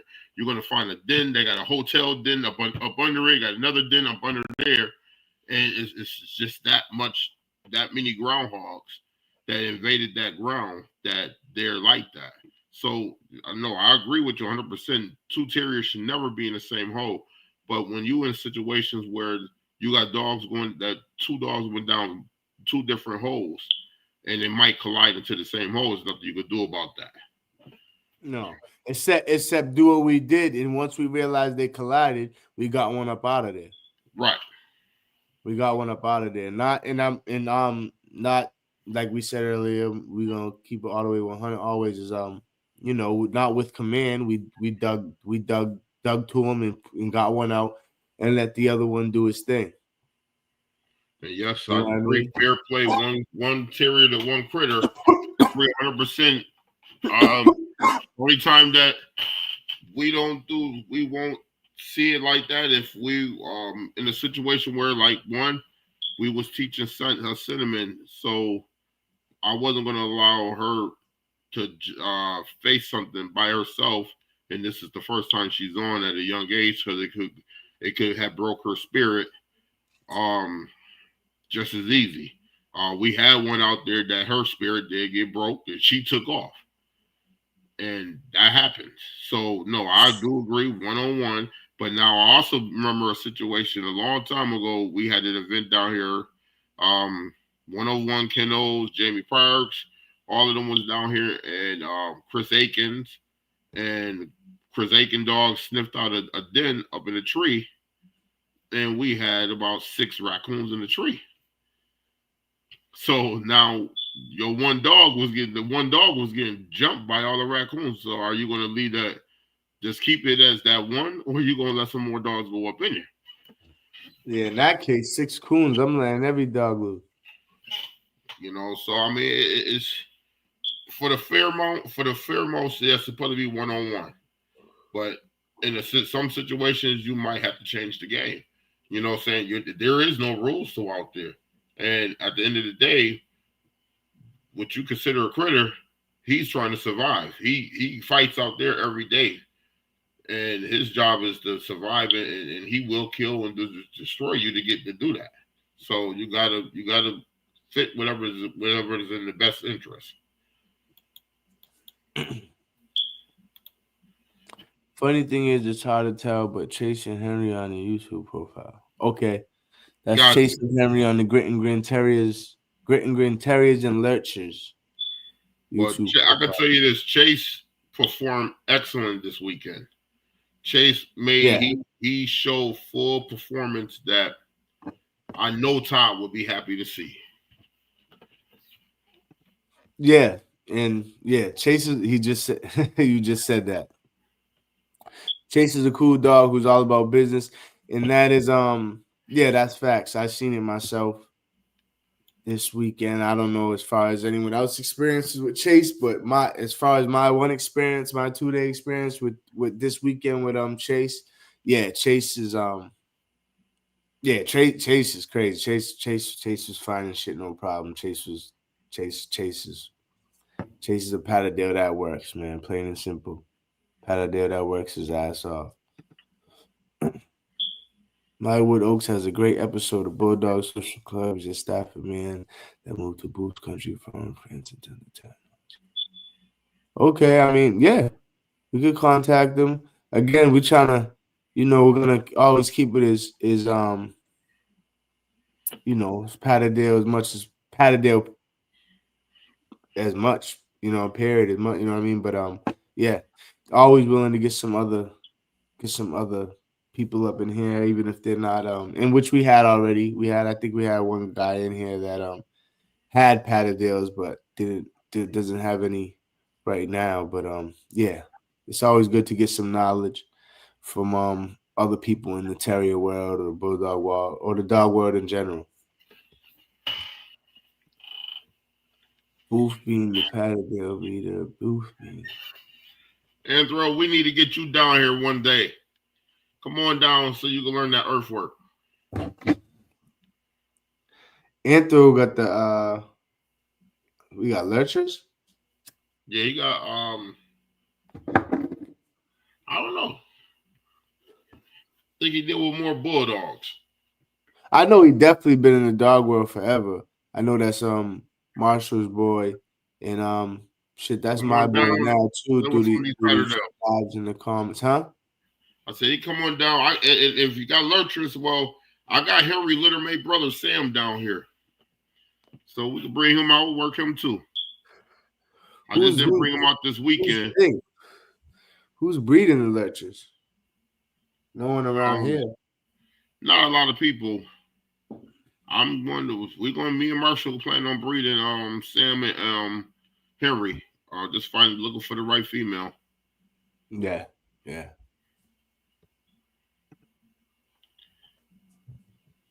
Robert Booth will be a great guest. Do you still have your Booth dog, Biggs? I relocated him, but we do have his son over here in the yard at work. Jamar got the son Shadow, but I did relocate Flint. But Shadow is his Flint son, which is Clint grandson. Okay. Yeah, Robert Booth would be somebody good to have on the show too. Oh yeah, for sure. We'll get him on here sooner or later. Definitely gonna get him on here sooner or later. We're working on that. But he's definitely someone we got to get on here to talk about these Patterdales. I'm sure Brian and I will.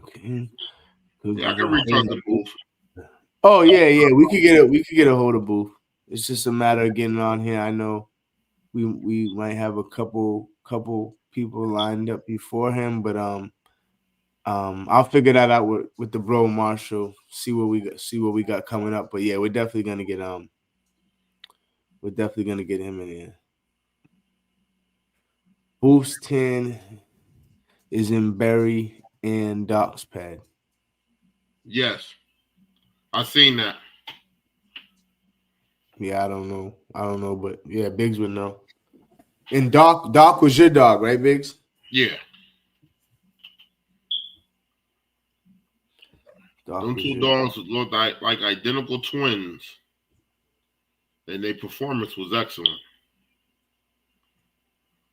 Both of them. Yep.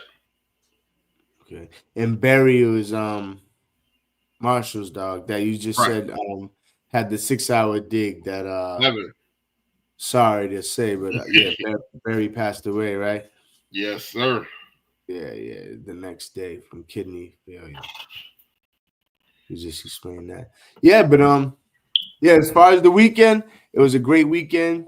Had a lot of fun. I'm trying to I mean if hold on. Nope. Dog still alive? He recently passed away. In the earth. No, I retired him. Old age. Okay. How old was Doc when he passed away? Well, I think that litter was what, 14, 15? They're around that age. Yeah. 14, 15, that's a good age. It's a good age. Definitely in Believe me, I got a lot of frozen sperm off that guy, and I got a lot on the ground. Cause Doc is who's the dog that you have from Doc? Actually, that was Chase, Robin, Chase and Robin on this yard. I also got Apollo. Haven't showed him out there. Okay. We got a few of them. We got some females. That's what's up. The whole yard is tightly bred off of Doc, basically. Who? The whole yard is pretty much based off of Doc. Well, that works. Doc was a G, right? Damn, RIP Doc. Yes, definitely. Yeah, RIP any dogs that you guys lost over the years, working them or whatever. Shit, because we love our dogs. Didn't Booth put some type of bull into his terriers? Not all of them, but yeah, he did start going hard with that. And he says alligator blood. So he was putting the alligator blood into his terriers, I guess.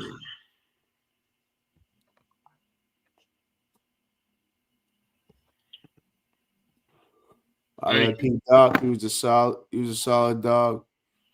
All hot and could get to where he had to go. I agree. To where he had to get to. He definitely did that job. He made it possible. Yeah, he was a dog with no complaints. His drive was there. He was a smooth dog.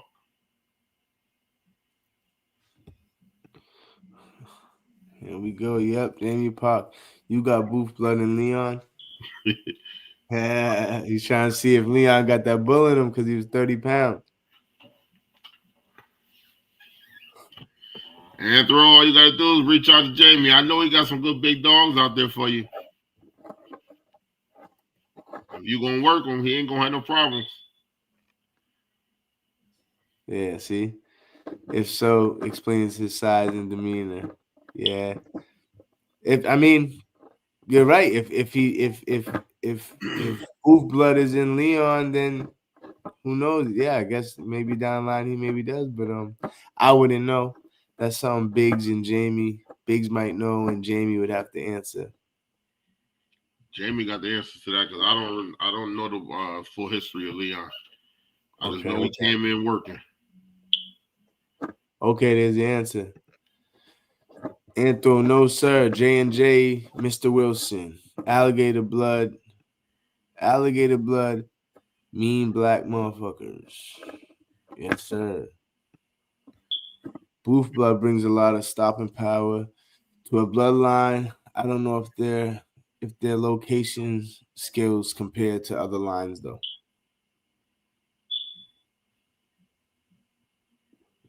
Yeah. Again, that's something you guys would have to answer. But all this is I'm learning all this now, and all this is getting locked in. So, in a few years, people ask me these questions, I'll be ready to go.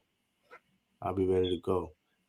By that time, I'll probably be up to Biggs 20 damn times because I'm out there. Yes, sir. I think I dug the clock in at least 3 different states over the years. Yes, you have. Michigan, Atlanta, Buffalo. Yes, you have definitely did that. Doc has. I don't know how many states he touched before me, but with me alone, he'd been over 7-8 states digging. You know, that dog was overall. He was overall before I can never take credit for that for him per se. I owned him, but the credit has to go to Mr. Henderson and Todd Fulford. They the ones who bred that dog, and it was their circles that worked the dog before I got hold of the dog. After now, everything else after the fact, I don't have no problems taking credit for getting him out there and moving him around, taking them to different states, but he done produced enough that his production is out there is excellent. Everything out there is been on fire. It's been more positive than it's been negative. So what's this? Foxy is off of Doc. Is directly off of Doc. I like Foxy, man. That's what I was telling Keith. She got the little white paw, right? Yeah, she was off of Doc and Missy. I like Foxy. Actually, that's how Doc looked. It was like Foxy, except for all black. Facing Foxy would be nice. Yeah, Keith just texted me. He just texted me and said, "You got to breed Foxy. You got to breed her." He said that today? Yeah. Yeah, chasing Foxy would be nice, man. Because I like Foxy. I like Foxy. Chase is Chase. He was beasting. But you know how you just something about Foxy. I like Foxy. Yeah, she little Foxy thing. Yeah. I felt like J&J has some bigger terriers. Could be selection or bulldog. Hey, yeah, it could be. Probably have to contact J&J or speak with someone that used to rock with them or whatever the case might be. And though I do have a couple of very heavy bred booth here at my house right now, heavy line bred. Okay. Told you, Andrew, get in contact with Mr. Parks. He will set you up right. More grit. More bull, more grit, less nose, and gameness.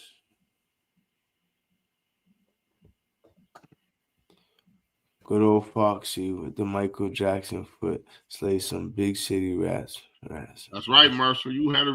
I sent her down to you as a puppy. Yeah. Okay, that's why I like Roxy. Marshall had her. That's why I like Roxy. Foxy. You keep breed a dog named Roxy. Huh? I'm about to, her first female. I know. I keep saying Foxy. I've been saying that since I was out there. Foxy. I don't know why I keep saying that, but Roxy, yeah. She a nice dog. The stuff booth has kept in the last several years locates as well as others. I think quite a few experienced to the older stuff was more prone to just walk with you in the woods. Understood. Yeah. I know Flint come off of Clint, and that Flint, he would kill himself just to kill whatever he had to get. And that's one of the reasons why I relocated him, because he reached 19 pounds, so he was definitely out of my zone. But that dog would destroy. He wouldn't mind hanging himself or jumping off the cliff off of a building just to go get the game. That's the type of dog he was. You know, Shadow goes hard. I love Shadow. Shadow will go hard all day long. He just actually took a real bad scratch in his eye going after a raccoon on one of the slopes I took you in the back and showed y'all. Mm-hmm. So he healing up from that right now. Okay. Nice, Jamie. Your name keep coming up. I have to look you up when I'm ready to purchase. Yeah. Jamie's a beast in this game. That's our old OG right there. Jamie sounds like he would do well with some of the old Vig blood that I sent you. Guess he's talking to you, Biggs. No, not me. Oh, okay. 1-on-1. Who's he talking to? Oh, some of that. Oh, he was talking to Jamie Yeah. about Yep. petrol or in yeah.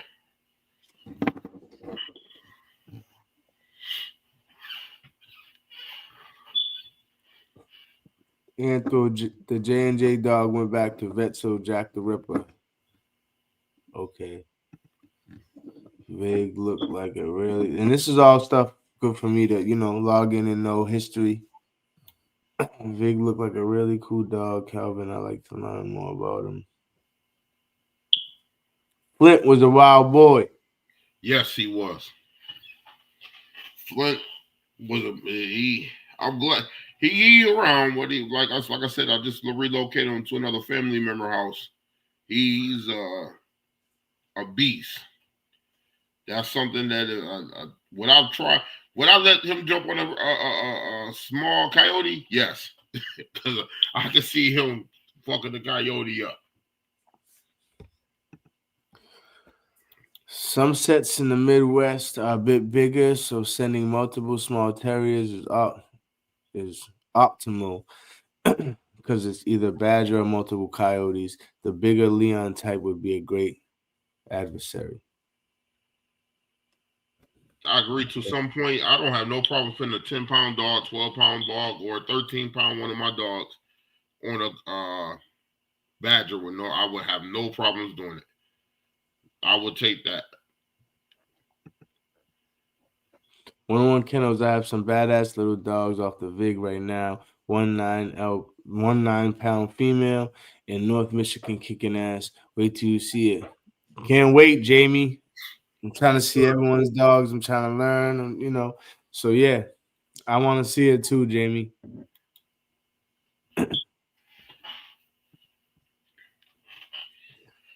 Vig was a good digging. He would enter a set that held game, and he had no backup to him. But he wasn't much of a searcher. He dug him to a badger and okay. I dug him to a badger and raccoon. Is what he ended it with. You send multiple small pats in a coyote, then you may just be feeding. Yeah, hell yeah. Oh, I mean, I deal with a lot of the coyotes right now, and no, I would not send my Patterdales into a coyote den. Not that den we seen. No, that den you could Tiger can fit in that den. It was like I said that den was big enough for Leon at 30 pounds to go down there and run around there. So no, it's I mean, you're not gonna be dumb to send your dog into no coyote den. We had a couple coyotes snatch one of my Patterdales out here. So, I couldn't imagine that happening. If we would have went into the area, if we would have went into the areas where I know coyotes would be at, then yeah, I would have took a couple of little toys with me. We would have took care of that situation. But we only went to the winery because the fellas Keith kept it. He wanted to stay digging. He didn't want to go into the brushes and stuff. Next round, we will be going into the wooded areas where they're gonna have to really work even harder. They'll have more fun. Sure. Definitely got to get out to the little more forest, get some coons and stuff next time we're out there. Well, the main you guys know James Vessel, Mr. Vessel and Jamie Parks they the ones who own the Vessel line. You talking to Jamie Parks is the man I keep telling you to talk to. That's all Vessel.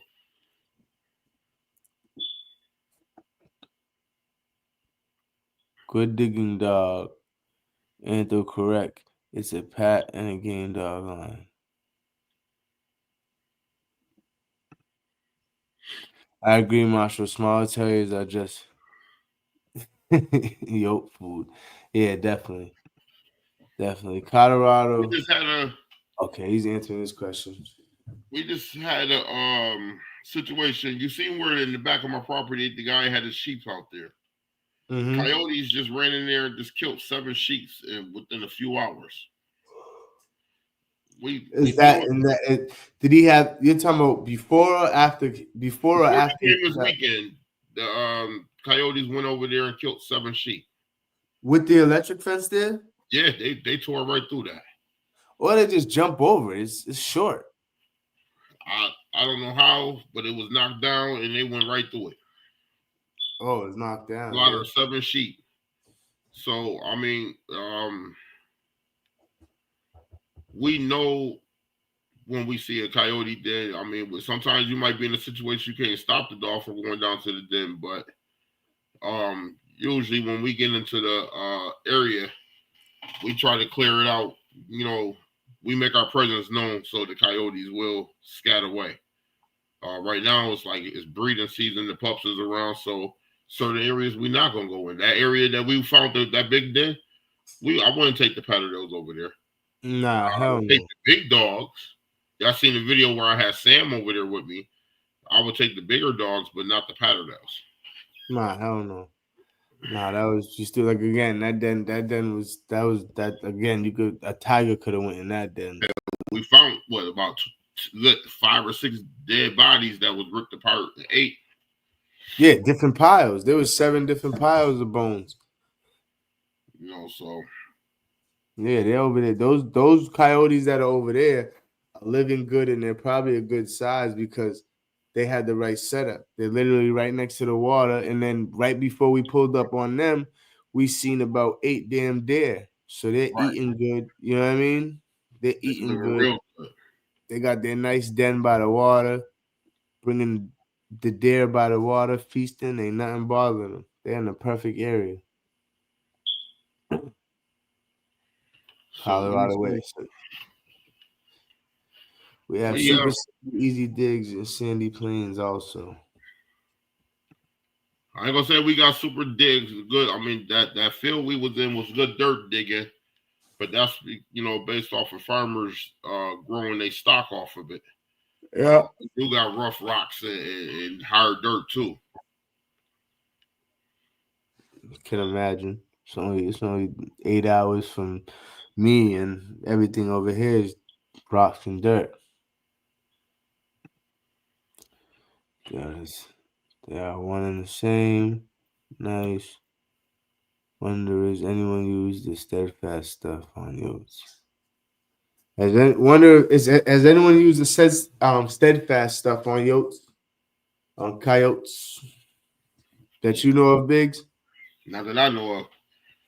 I use a 270, 12 gauge, all the good stuff on them yotes. You speaking from experience, Marshall? I personally seen it, or I wouldn't have spoken on it. Okay, Anthro. Drop the mic.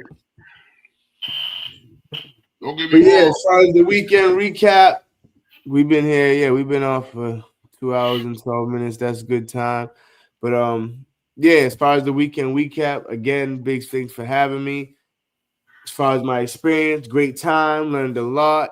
I mean, couldn't get no better. Again, we was down, left his house, got to the field, hopped out the trucks, was walking around maybe 3 to 5 minutes. Found what was it? Chase found a hog. Doug Chase up, let Sin grab it up, and it was perfect for me. My dog got to work, she got to learn. She grabbed up her first hog. Biggs taught me a ton of things the whole time I was, working and digging. He's in my ear in a good way, this is a pointer. Oh, don't let her do that. Don't let her do this. And I'm paying attention, taking it all in, just like I do on these podcasts. But tonight was a good night. We got one more. Jamie, we'll get in this real quick. Then we're gonna get up out of here. I'm gonna be honest with you, Jamie. If Leon would have got along with Sam and Promise, I could release them 3 on coyotes and I would have no problems. Leon